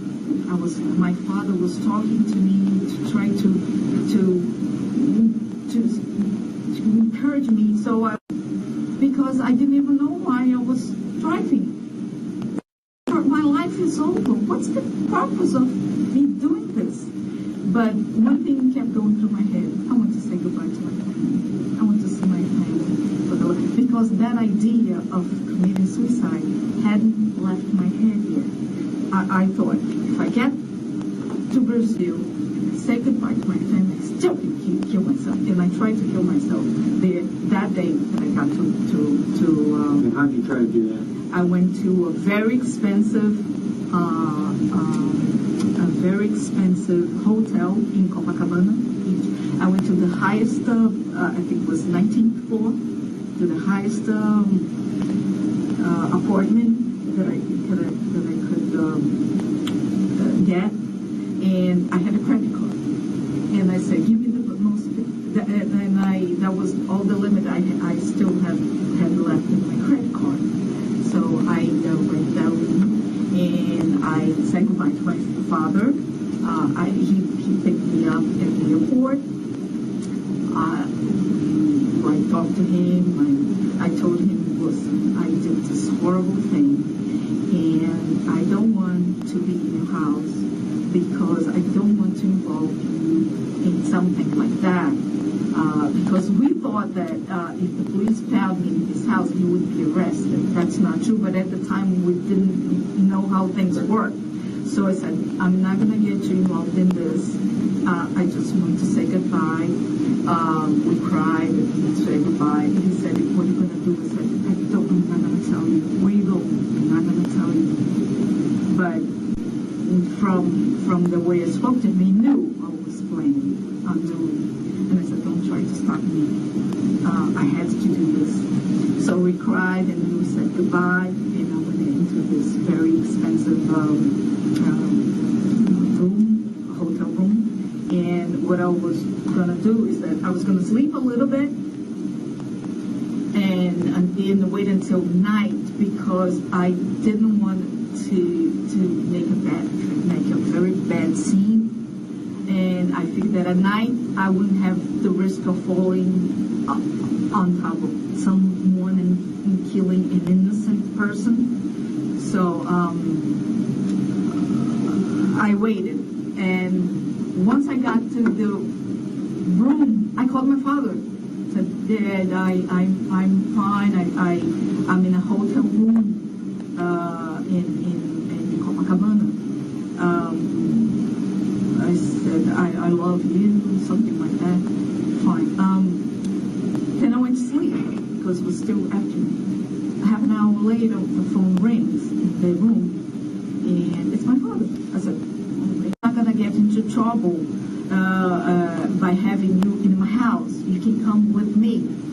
And I said, Dad, no, yeah, and we're gonna take care of you. I said, really? And my father was not very loving. He was never very loving. He said, you're my daughter. And he said that. My father never said that to me, those words. You're my daughter and I love you.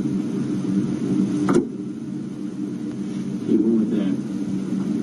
That was from I waited for 2 years to hear those words. I'm your father. Chris, how about we give you a little break for a few minutes? We're going to take a little break. Yeah. We'll come back. You get some tissues, okay? I'm going to go grab you something for your eyes, and I'll be right back. I'm going to stop the tape for a second. Time's 11:13. All right, so we're just going to take a little break. Can I get you something else? Is there anything else you want, or? Let me get you some tissues. Yeah. All right. Do that. Yeah, tissue. We used to have them in here, but they're all gone. Everybody used them. People crying too much in here.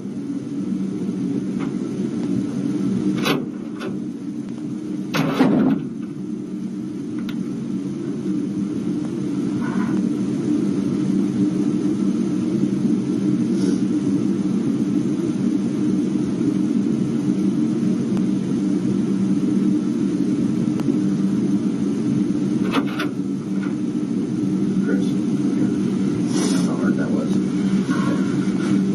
know how hard that was.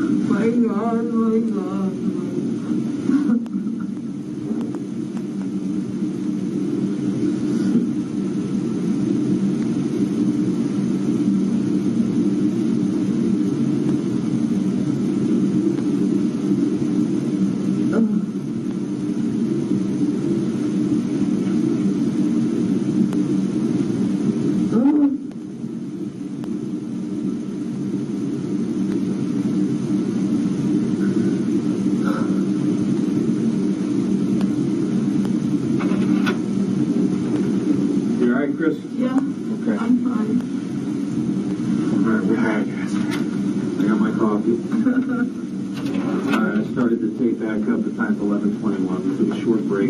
You're still ready to talk to us. You're still okay with talking to us. All right. Now, here's what I'm going to ask you. You laid out quite a story for us. Yeah, there's still a big part, important part of it. Well, that's what I was going to ask you. Attempt of suicide before, a month before he died. You did? Yeah, he committed to the mental hospital. He put me there. How did you try to do that time? Well, thing is, he was depressed. I told you he was depressed. He was drinking a lot. He was having problems with his job at Southwest. He was not flying well, and he was getting bad reviews, and he was at risk of losing his job. So he was already depressed over several things. He hadn't gotten over his divorce from his first wife. It was piling up on him because he wanted to become a politician, and his dreams were ruined.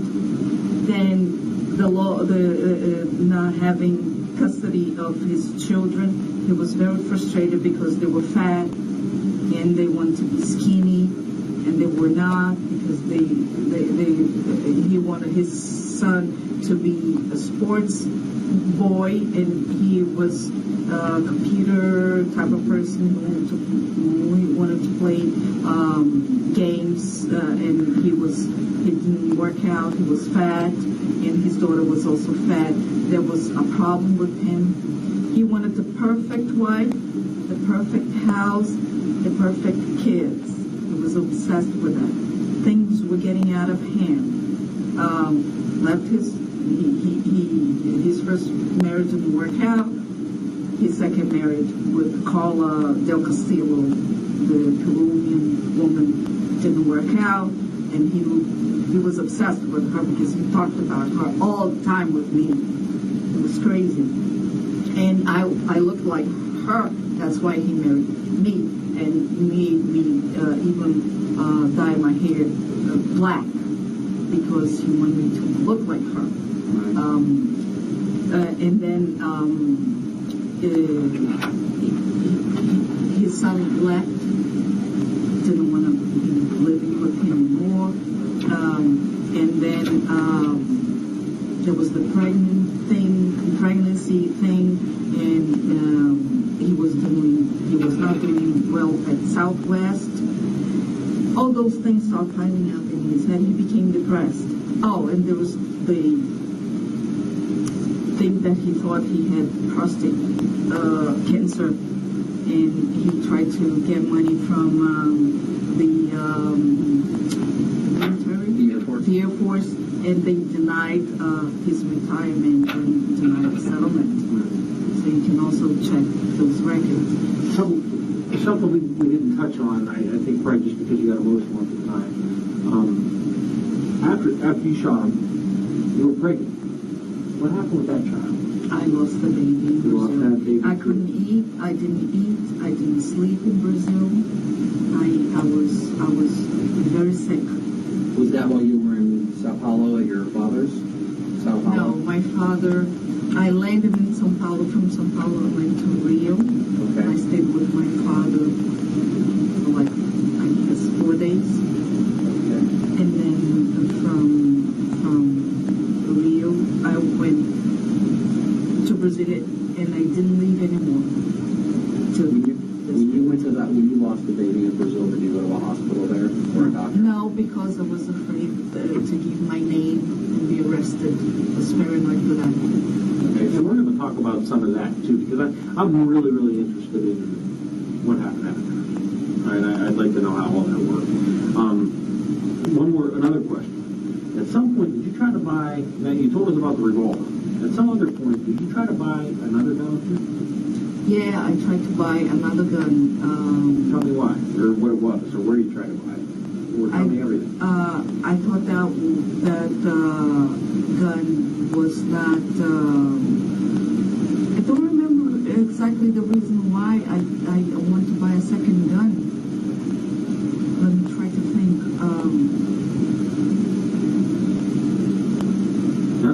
was a .45 if I remember right. Yeah, I think he convinced me that, I don't remember the Who reason. convinced you? The guy at the firing At the range? store, yes. What, he was trying to tell you that might be a better gun for you or something? No, I started inquiring. Because of the internet searches you were doing? Yes, yes.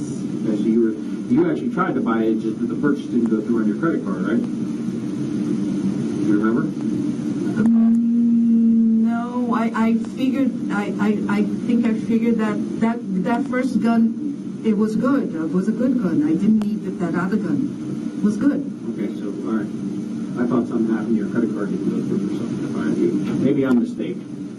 Like I said, it's been a long time. I don't remember. Okay, that's To be fine. wrong- It's to minor. be I honest just wanted, with I was you. trying to figure out why you needed two guns. No, I think, to be honest with you, I don't remember why I wanted to buy the second gun if I thought that one would be more efficient than the other. Or maybe because I shot with a gun similar to that gun, and I thought it was better. Oh, wait a minute. Yeah, I think I tried that gun, and I thought it was a good gun. It was like, How'd you try it? I think he let me fire with a similar gun. So somebody at the range let you shoot once, then you liked it, so you were going to buy one The second. fuel, I thought it was... Did it have anything to do with any kind of... You remember having any conversations with anybody about, like, knockdown power or anything like that? what is that knockdown? You know, like the power of the bullet? Like what it would take to actually put somebody down if they were, if you're trying to shoot them? Do you recall any of that? No, never thought of anything like that. All I remember is that when I went to buy the bullet, I wanted to buy that bullet that exploded. Hollow point? I don't know the name of it, but that opened. And why do you want that? Because if I want to kill myself, I wanted it to not to just go, not do any harm, to do big harm. And you were buying that gun for what reason? Tell me again. Why were you buying the gun in the first place? The first one, Mm-hmm. to kill myself. Yeah, that's why I made that hole in the wood. All right, now, you were very descriptive in what you laid. Remember why I want to buy a second gun? Well, it may have, as you're talking about that, some of that stuff's kind of sparked in my memory to make me think that maybe you did shoot something at the range in somebody, but I thought there was something about maybe, a bigger bullet, more knockdown power. I thought I remember hearing something about that, but I could be mistaken. No. Oh, the only thing I remember was that I want to buy a bullet that would do more harm or open inside your body to do more damage. And where'd you learn that about that? Carl. Oh, he told you about the bullets? Yeah, he taught Did me. he teach you how to shoot? I mean, did he? Yeah, he shot in the house. He taught me how to shoot with help me out. Like a long gun, shotgun? Yeah, shotgun. Okay. Did he have handguns in the house? Lots. Yes. So why did you go buy? If you had, Because I tried to commit suicide several times. You didn't let me get into that yet. No. What I'm saying though is, if he had guns in the house, why Because didn't I you? tried to kill myself with the gun, and then when he found out, he took away all the guns from the house. Okay. How'd you fail? How did you not kill yourself? I got scared. I changed my mind, but I told him that I tried to do that. And after that, No problem. Now, I want to go back to, you remember very vividly, you kind of drew out the layout of upstairs for us. I mean, you're pointing the gun in the direction that you thought you would have been pointing it back then. How many times, so he comes out of the bathroom, and I just want to replay this, because this is we'll touch on a lot of different things here, but this is nuts and bolts of it. yeah. You're drinking. You're upset because he doesn't want you to have, now he knows you're pregnant for the third time. He doesn't want you to have that baby. He says, I'm taking a shower, we'll talk about it. So you're going to make an impact. You want him to see that you're serious about this when he comes out of that room. And you're standing there with that gun to your head. And he comes out, stares at you for 2 Doesn't seconds. faze him. Not only does it not faze him, once he tosses you on the ground, he says what? Go ahead. Just don't mess just- up my stuff. Yeah. Because my stuff's more important than you. Right? If you take it like that, but this is a kid. You bounce up off the ground. Yeah. After he shoves you down, what's his action after that? Does he start going down the steps? No, the first bullet knocked him. What's that? The first bullet knocked him. Not him? Not killed him. The first one. The first one killed him? The first one. He fell down. He was going down the stairs. Like this. Like in his one foot, I remember his one foot did like this. He fell down. But there was not that sound like no sound. He died instantly. Let me ask you this. Now, you had a laser on that gun. No, but it was so, I didn't need to use because it was too fast. The laser was not for, I don't buy a gun to kill anybody. I'm not saying you did. So the laser beam was there's no more use for it. It was just in the gun. Listen to what I'm saying. Do you know where that first shot hit him? No, I actually, I was just shooting. That's why I'm asking you. Because the laser, obviously, if you have a laser pointing somewhere, it's hard to see where a bullet actually hit something, but it's pretty easy to see where that red laser's pointing. No, it was too fast. It's impossible to. How close was he to you when you fired that first shot? From here to there, or less. From here to there. So I would say at most this is 6.5 feet. Yeah. Maybe? Yeah. So very close. Very close. Okay. And then how many times did you shoot?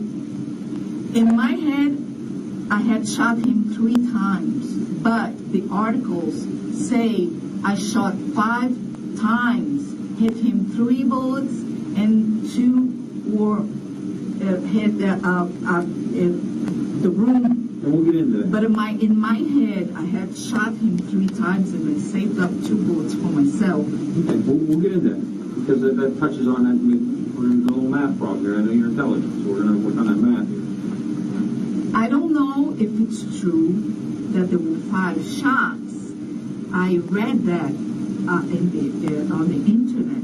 That, you know, I understand. If I remember what you told me on the plane, if I remember correctly, you said that it happened so fast that you shot, and you remember shooting a couple times, but you didn't remember how many, because when you went to the bedroom, you thought you had 2 more bullets. No. When you In my tried. head, Right. I counted 3 bullets. You counted 3. In my head, I counted 3 bullets. Right. So in my head, I knew there were 5, so less 3, there's still 2. So Okay. in the bed, I only needed 1 to kill myself, Right. but I had 2. Because in my head, All right, we're going to get back 3 to times. that. But so he shot 3 times. In my head, I don't know if I hit him or not. Okay. In my But the head, first shot, you know, I mean, you in the told first us- shot I know hit him because I saw how he fell. And you said, you know what killed him? He went right down, his foot buckled. You're describing how his No, foot it buckled. looked like that one. It looked.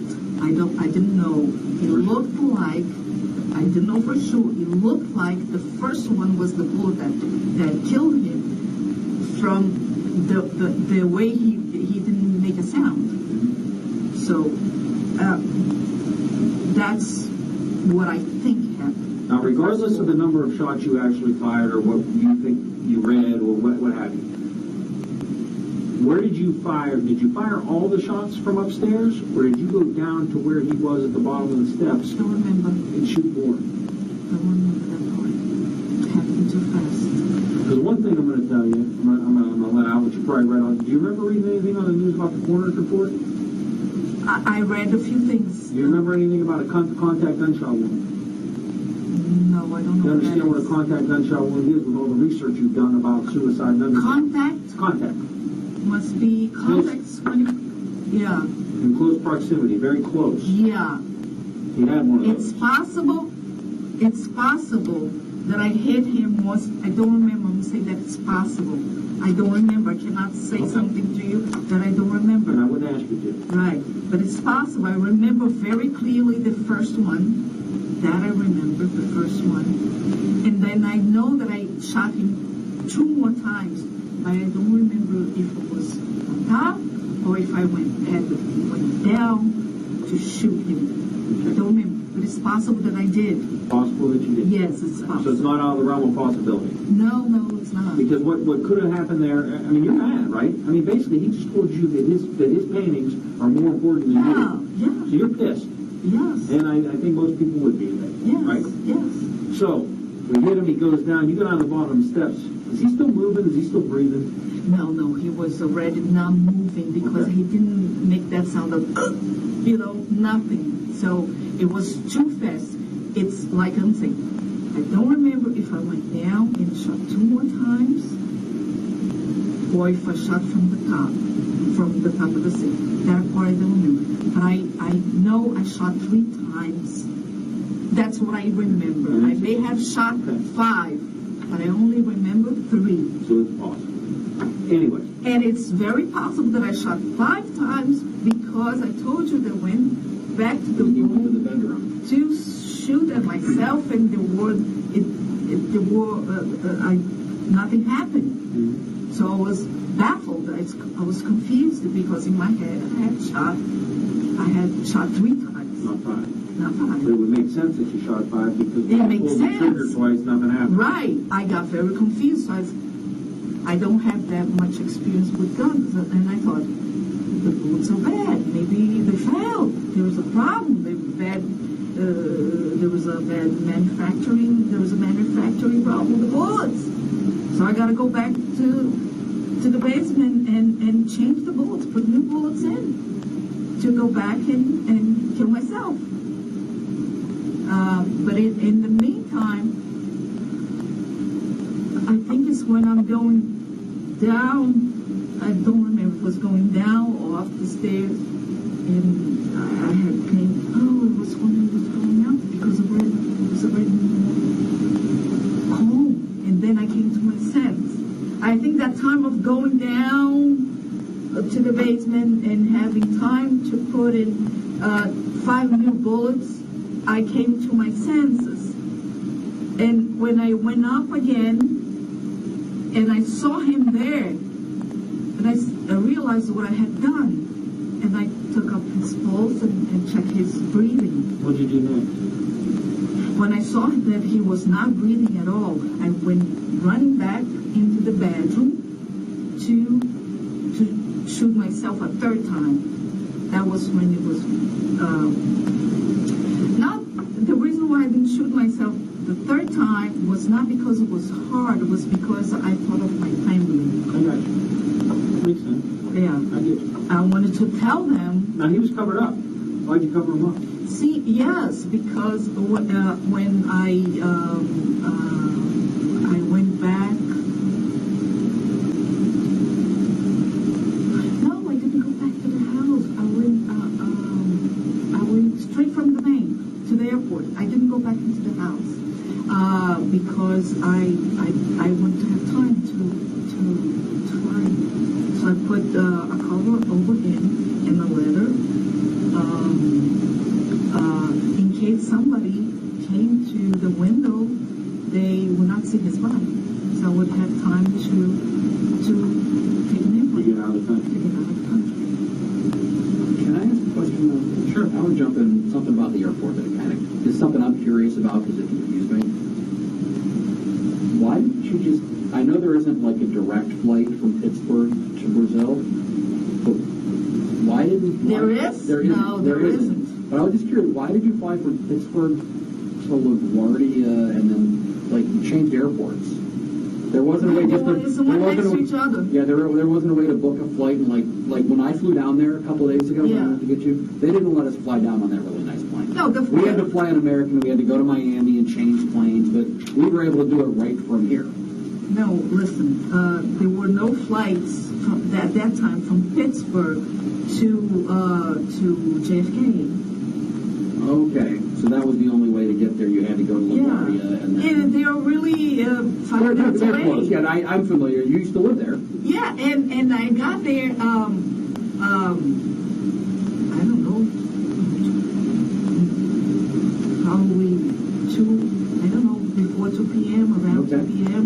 And the flight to Brazil was only at 6 or 9, so I had plenty of 4 time. hours. And I wasn't in a rush to get to JFK. I was in a rush to get to New York, because the flight to Brazil was from New York. Okay, so that's probably not uncommon to fly to LaGuardia and then just have to get a cab or a friend And or I somebody. didn't have money for the ticket. I had to fly with his flying privileges. As a spouse, I could fly with, I had flying privileges. Was that for both flights? No, Just the one to... just domestic. Just the one to Pittsburgh, okay. Yeah. So you head down there, check in the hotel, and you just stay with that. At what point does this start setting in? This is really interesting. By now you know what happened. You know what you did. It's all coming together. Yeah. What's going on down in Brazil? Well, I tried I wanted to kill myself. I had a fixation. I wanted to kill myself. So when my father told me those words, they moved me a lot. And I want to enjoy that a little bit more. I want to prolong my time with my family as much as I could. So I was saying a long goodbye to them. So I spent those, I don't know, probably 4 days with my father, 3-4 days. And he said, I talked to your siblings, and they think it's better that you don't stay here with me. You go to Brazil, because there are more people there to cheer you up. Here's just me, and you're too sad, you don't talk, you don't eat, you don't do anything. So I think there's a better environment for you. But I have no more. He said, don't worry about it. We already got you a ticket.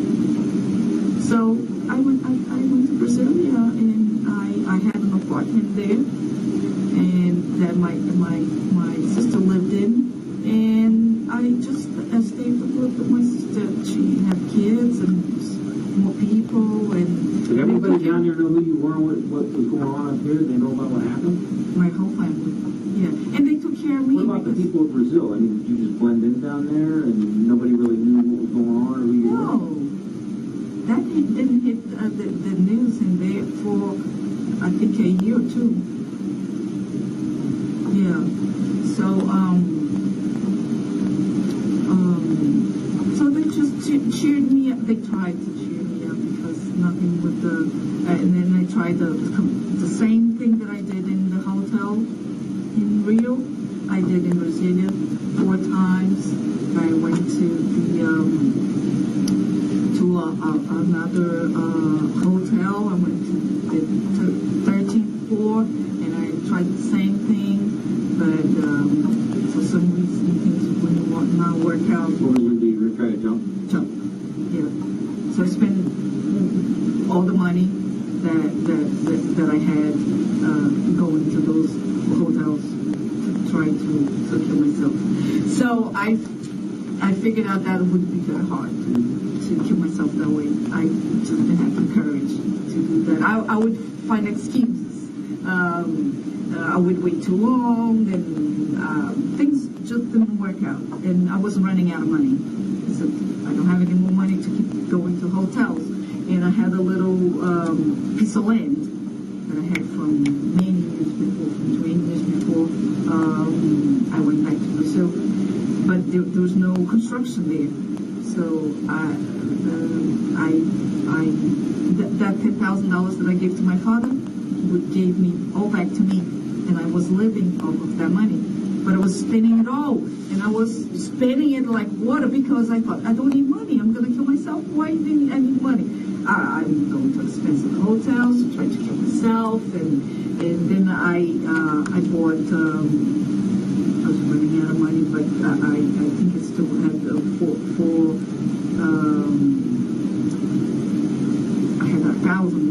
I spent all the money real quick.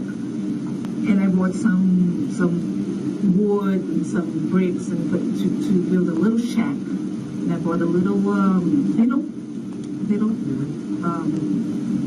Volkswagen Beetle, because I thought another way to commit suicide was to the exhaust of the car. So I figured I would get the car in that room, and I would get it running, and I would take some sleeping pills, and I would die from the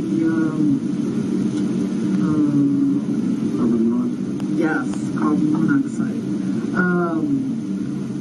Then I had a problem because when the beetle was inside that little shack, he made so much noise. You couldn't fall asleep. No, the neighbors. The neighbors would. Bad luck.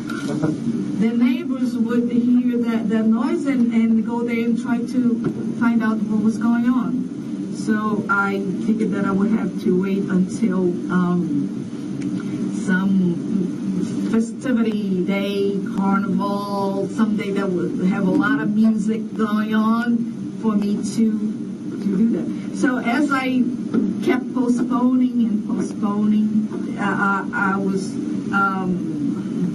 getting better, stronger psychologically,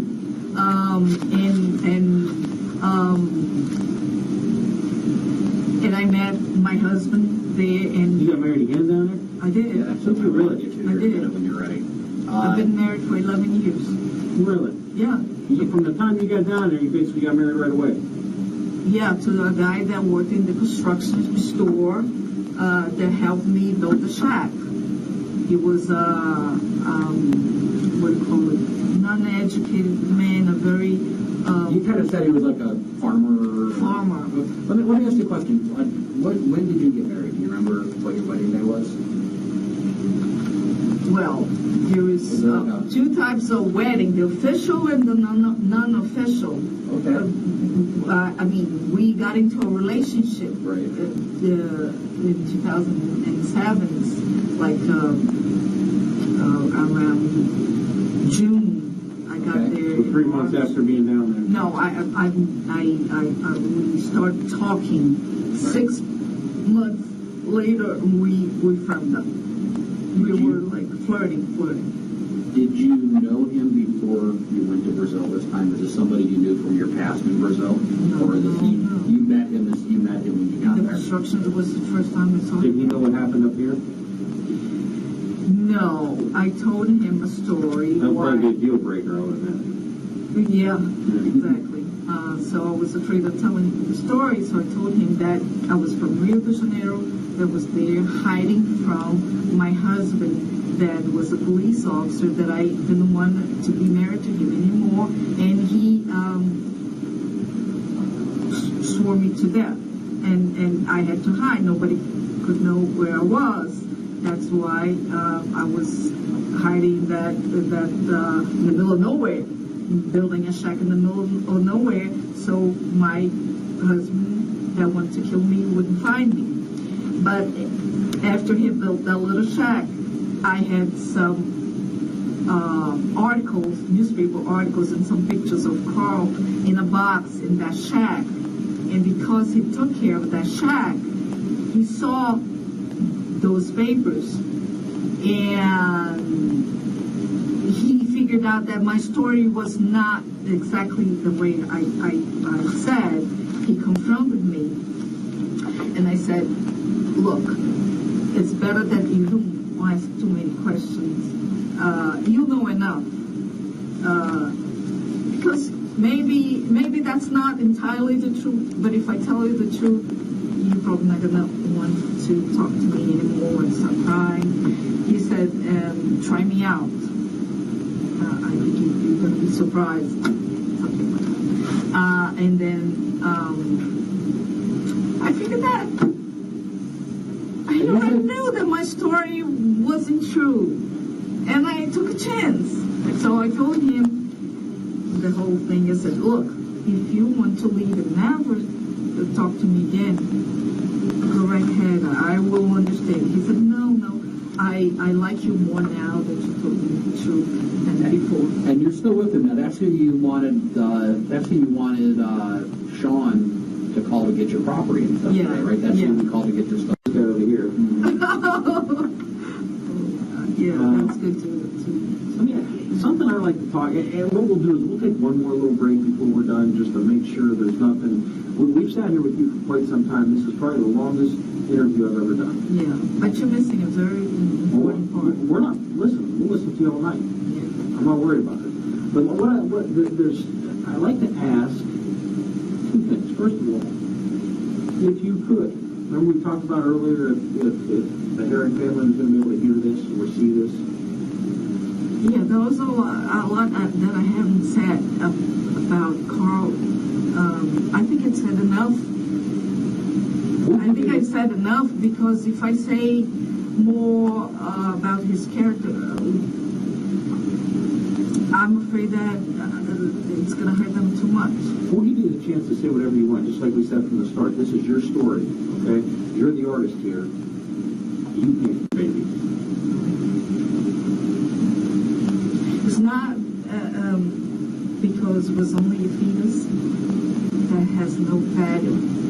And what hurts me more, if that's the talking about, is because I was getting into the part that he was depressed, and I want to get him treatment in Brazil because a pilot with mental problems be forced into retirement. You can't be a pilot. You know that. You know about the story of the pilot, German pilot, that with an airplane with 200 people against the mountains because he had depression, untreated depression.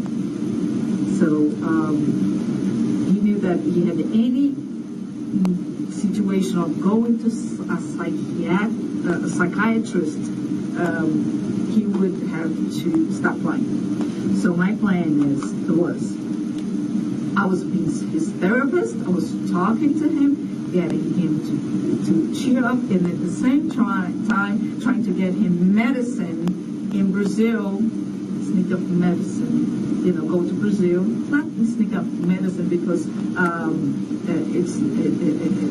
you're allowed to bring in medicine. But so he would take medicine without, off the records, without anybody knowing that he was taking psychiatric medication. Did you take these medicines?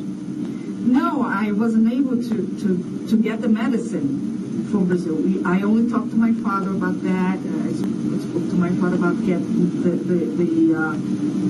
medication, but I didn't fly to Brazil to get the medication. I was deciding that with Carl.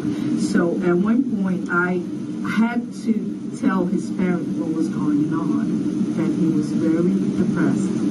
So I talked to his parents, and we were figuring out a plan to help Carl.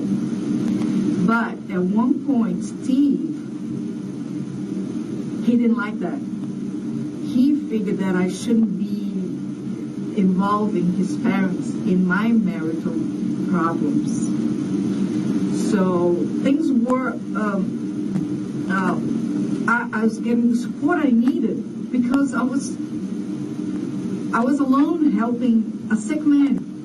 It was too much for me. That was getting me mentally sick. Now, where does this fall in the time frame of things? That was the last 4 months. So I was talking to his parents. They were being very supportive, and they were very concerned about him. So then Steve got into the picture, and he said, "Don't you ever talk to my parents about your marital problems. Do not ever involve my parents in your marital problems." So that was when I was alone with a big problem in my hands. I saw a light at the end of the tunnel with the parents. But once he said, "Don't solve your own problems," then I was alone again.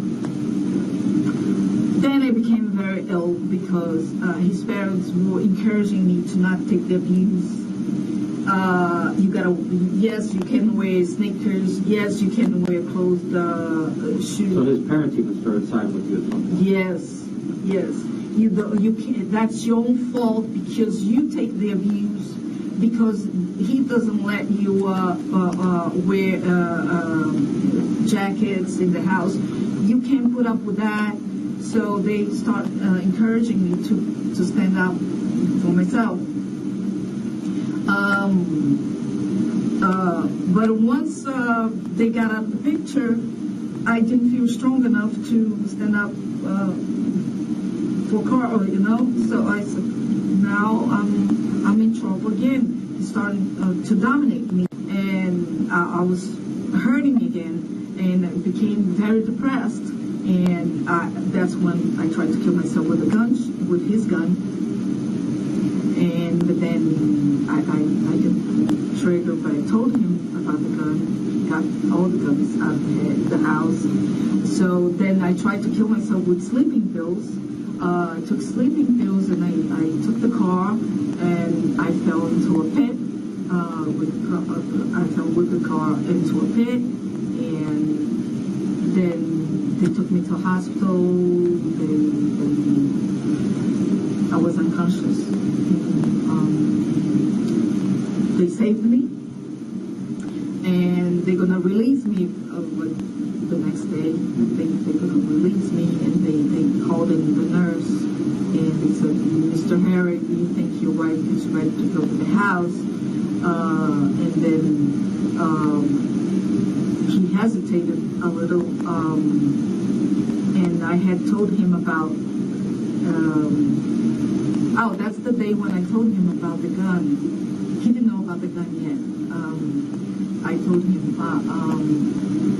before the sleeping pills, I had tried to kill myself with your gun. Then he said, "Oh my God," he got really nervous. Then he told the nurse, "I think she should stay at the hospital a couple more days to see if she's really good." And the nurse wanted to know why. And he told the nurse about the gun, and then they committed me to a mental hospital. And I stayed there a few weeks. And I said, if you do that, don't tell that nurse, I can go home. You know that all I have is my job. It was tax season. All I had is my job was like January. I'm going to lose my job. I was in the middle of doing an audit for the Salvation Army. And I said, I'm almost done with the audit. Nobody can pick up from my left off.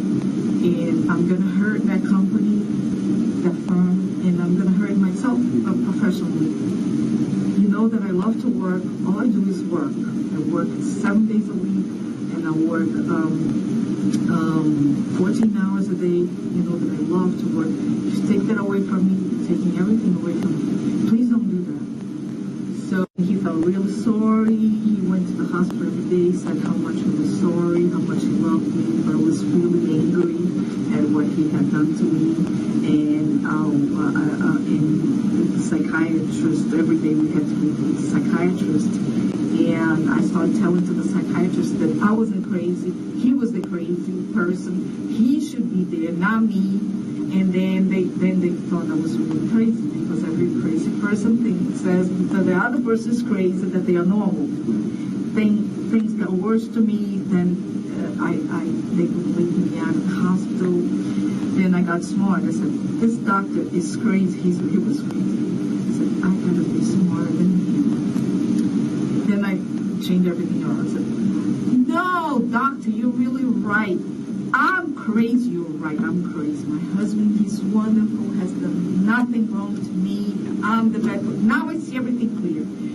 I'm crazy. Yes, I should be here, but I feel so much better. You can let me go home.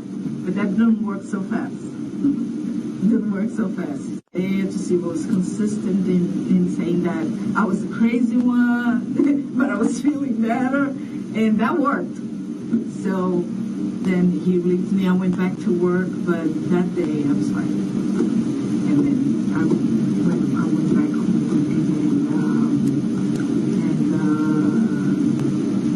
and I was really, really depressed. He was he was happy to have me home because he would play his game. He took a few days off work to be with me. Yeah, went to work anyway, right? No, he didn't want me He didn't want working. you working, did he? No, he did. He liked my money. Yeah, but not to live here, but get a job eventually. You know, never give me any money. Let me ask you, one thing I didn't ask you, back to it, after you shoot him, and you get your wits about you, and you realize what just happened, did you ever think about just calling the police? Yes, I did, and I was. But my father said not because of the death penalty. Your dad was protecting his daughter. Yeah, I didn't care. How long after you shot him, all these conversations between your dad, your sister's husband, how long are you in that house? But then my idea, no, that wasn't, my father knew about the death penalty. And he told me, I didn't know anything about the death penalty. You know what, earlier when you were talking, you said that you would talk to your father, you talked to the pastor, you talked to your sister, and you said there was an attorney. Did you talk to the attorney, or did one of your family? No, I don't even know who this attorney was. The only thing I know is that I heard somebody, either my father, my sister, they were talking to an attorney. Could hear in the background. Somebody else was talking to somebody in the background. Yeah, calling an attorney. You know, I don't know who this attorney was. I've never seen him. Let me ask you this, Chris. What do you think? Now, you've had almost 11 years to think about this. Now that you're here, and the day has come, what do you think should happen to you? What do you think your punishment should be? Okay. It doesn't matter to me. My life is over since that day. It doesn't matter. I'm already dead inside. If you say you're free to go, I still don't have a life. If you say you're free to go, where? Go back to Brazil? I don't respect that country anymore. Yes, I probably would go back to Brazil because of my health. But inside, I'm dead. To me, it doesn't matter where I am at. I live for people. I live for animals. I'm an animal protector. I take care of sick animals, dogs, cats, horses, whatever I find that is sick. That's my life mission, to take care of other people. I feel like I'm taking care of my husband because he's a man that has health problems. He cannot work. So I feel like I'm taking care of him, like I'm taking care of the animals. So as long as I feel like I'm helpful to somebody, well, that I have a reason to live. But not for me. I don't care if I'm in prison here, in prison in Brazil, if I'm alive, if I'm dead. I'm dead inside. I've been dead since March 12, 2007. Doesn't matter to me. That's strong. Very strong. Do you feel somewhat better now that you're here and this next chapter is going to start? I do because it's closure for me. Yeah, we talked about this a lot on the line. And something that'll make you feel better is this is probably the last step of closure for his family. Because I know you said you care about his family and you care about what they think. Yeah. So this is very important. I to them just as well. don't care for Steve because Steve. I don't like Steve because Steve is the reason why this whole I would be married to the state. So I don't like Steve. Steve, he wasn't, he didn't do the right thing for his brother. He did a very bad thing. I don't like Steve. I like Paul. I like his mother, his father. I like Eve, his daughter. I like Brent, his son. I don't like Steve. Steve was bad, not intentionally. I understand that was not intentional, but he was impulsive. He did very big harm. So Steve, I had resentment towards Steve. Here's what we're going to do right now. We're going to take one more little break, okay? And while we're gone, I want you to think about things that maybe you feel. We've sat here and listened to for the next couple minutes. Think about that, and when we come back in, you're going to have a chance to tell us that stuff, all right? And we're going to go talk. Hey, is there anything else we need to talk about? Okay? Yes, sure. All right, Chris, that all makes sense? Do you need anything else? Any water, any more tissues, anything like that? No, good. The break, the time is 12:09. We'll be right back, okay? I'm going to take my pen. Yeah.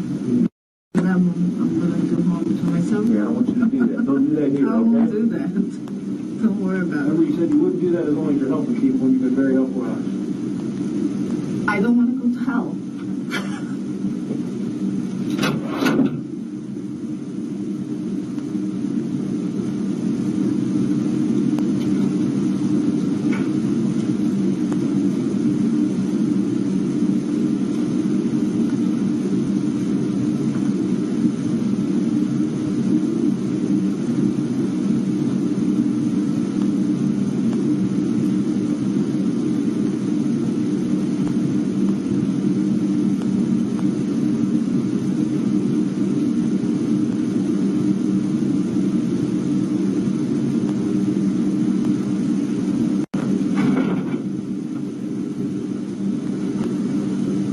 Back on. That's a piece of wood. Yeah. We're back on, and it's 12. I brought this thing in just so you knew. For 11 years, we had our ideas and we had our thoughts. What do you think? We'll tell you. Well, we thought a few different things. We thought about the suicide thing, just not in the same manner. Just not in the same manner you did. Oh, Maybe leaning over it or something like that. leaning over. Yeah, the way it was. It was just something that came to our mind. And we also thought maybe it was a booby trap that somebody opened the door. Could there have been something tied to the triggers to make, thought of a few different things. To shoot one of us. We thought maybe it was booby traps, so if you opened the door, whoever opened the door would get shot. But Whether there it were was no Carl or whether it was restraints. us. Well, or, right. We couldn't figure out what the heck was going They on. just didn't. It was. But you didn't see the seat. You got to remember, I'm getting old now. My memory's not what it used to be. So I can't really say. I don't know. You don't have pictures? I'm not sure. Of them? Yeah, but I didn't know you were coming. Okay. Yeah. Okay. You see the bottle of cachaça on the bed? Well, believe me, we'll be going through this case with a fine-tooth comb now, trust me. One other, I guess probably the simplest question that we didn't ask. Instead of killing him, would it have been easier to just get a divorce? I tried. He wouldn't let me. How far did you go? I mean, did you tell him, you told him you wanted a divorce? Almost every day. And what was his story? What was his answer? I love you. I beg you, won't change. I love you. I love you. I can live with you, most beautiful woman in the world. I love you. I swear I'm going to change. What wife won't accept a man asking for forgiveness? Does that work? All right, so I hadn't tried long enough. Only 2 years. well, then, It's not like I had tried the 10 years. Oh, I already put up with you 10 years. It's not going to work. I have been only 2 years.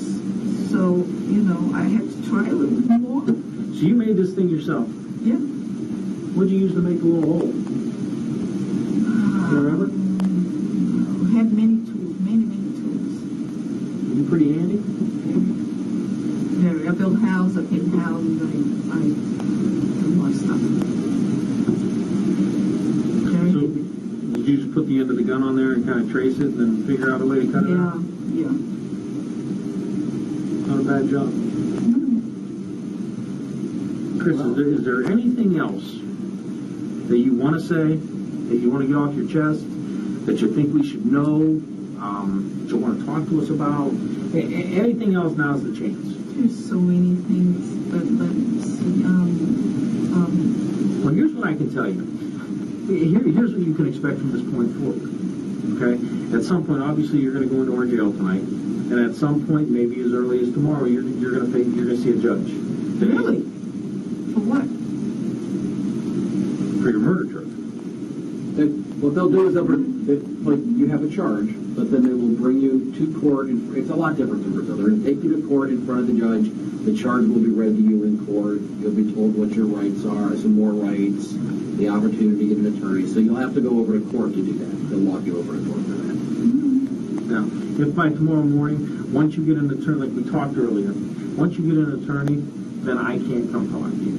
If tomorrow morning, when you wake up, if you want to talk to me, you just ask one of the officers working in there, and I'll come see you. Okay, if there's something else that maybe we forgot tonight, but really, once you have an attorney, then me and you aren't going to be able to talk to you.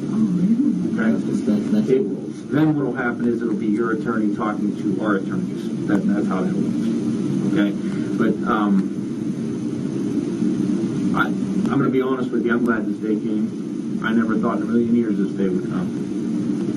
All right? But you know what I've learned in the last 3-4 hours? I've learned that this has brought you some closure. It's going to bring his family some closure. And it's going to bring us some closure. So I'm glad that this happened this way in the end. I appreciate your honesty. I appreciate you talking to us. Well, I think we talked about that. It's important for you. It's important for the family. It's important for us. I think and you wanted to tell your story, and you got the opportunity to do that. Your story needed to be heard. There were many things that we didn't know that now we did, and that's very important. Yeah, for you to understand this man better, you have to know that he was a subscriber to that site hog tie. That's what he did to me. And he forced me to watch a show that I hated. It's called Miles High. That is about couple swinging pilots with the crew, men with men, women with women, and that whole dirty thing. And he forced me to watch another TV show called Big Love. Big Love is a man with several wives, and he didn't want me to accept him to have a second wife to live with us. Not a wife, but a maid from Brazil to spice up our sex life. And he gave me an ultimatum. He said, if you don't do that, our marriage is not going to work. So, all those things were very disturbing to me. He wanted me to be a person, to have a sexual behavior that just didn't agree with me. I understand. And I appreciate you, like I said, being honest and talking to us about that. I'm sure it's hard for you to talk Yeah, about. to have another woman as his wife and accept him to be with men, women, everything.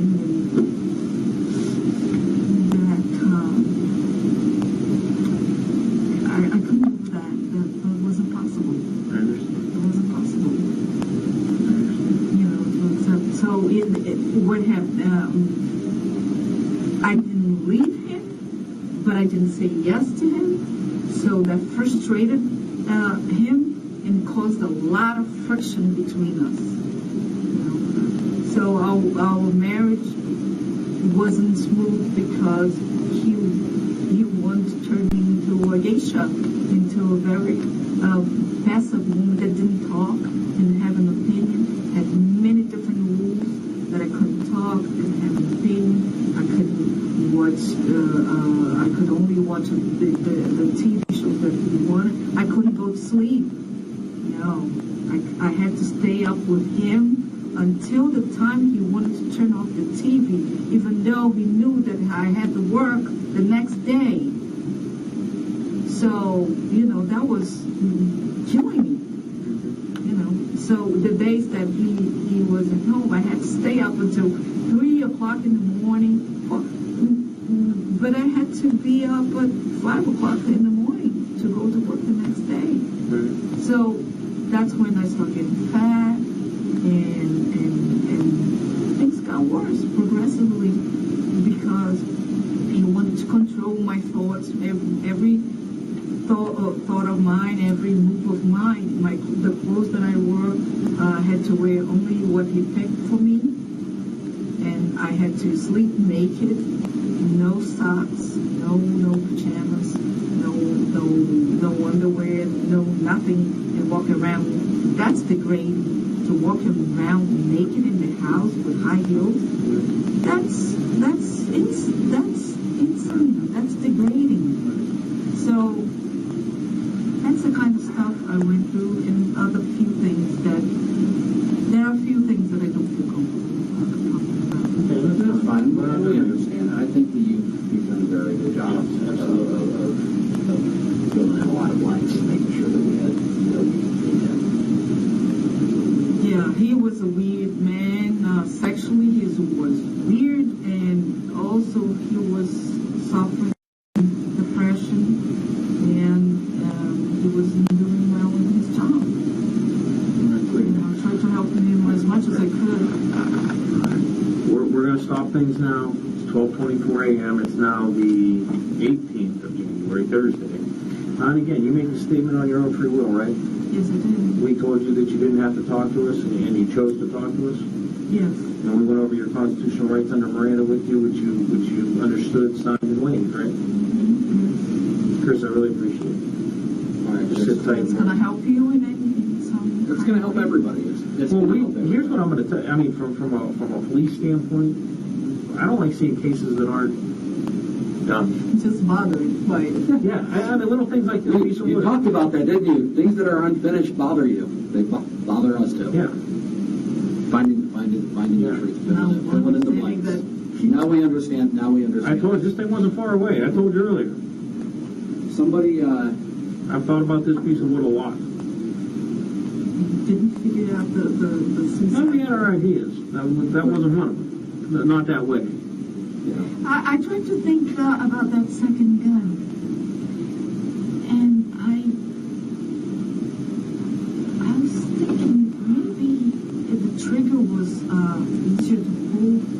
I don't quite remember the reason I want that second gun. In the grand scheme of things, it's not that important, but just something that something we know about and we want to ask. Something that I was off my mind completely, but because you brought that up, I'm asking myself. It's not going to change anything, but I'm forcing myself to try to remember the reason, and I was thinking that had something to do with the trigger being easier to pull, because I did this after I wanted to buy the second gun. After. So I think that when I did that I found that way that I could put the trigger, then I didn't need the second gun anymore. Because this would solve the problem. Do the trick. Yeah. Okay. All right, great. We're going to stop it. The time is 12:26. Just hang on here. We'll be back to get you, okay? Just, you need anything? No. Okay, we'll be right back. Okay.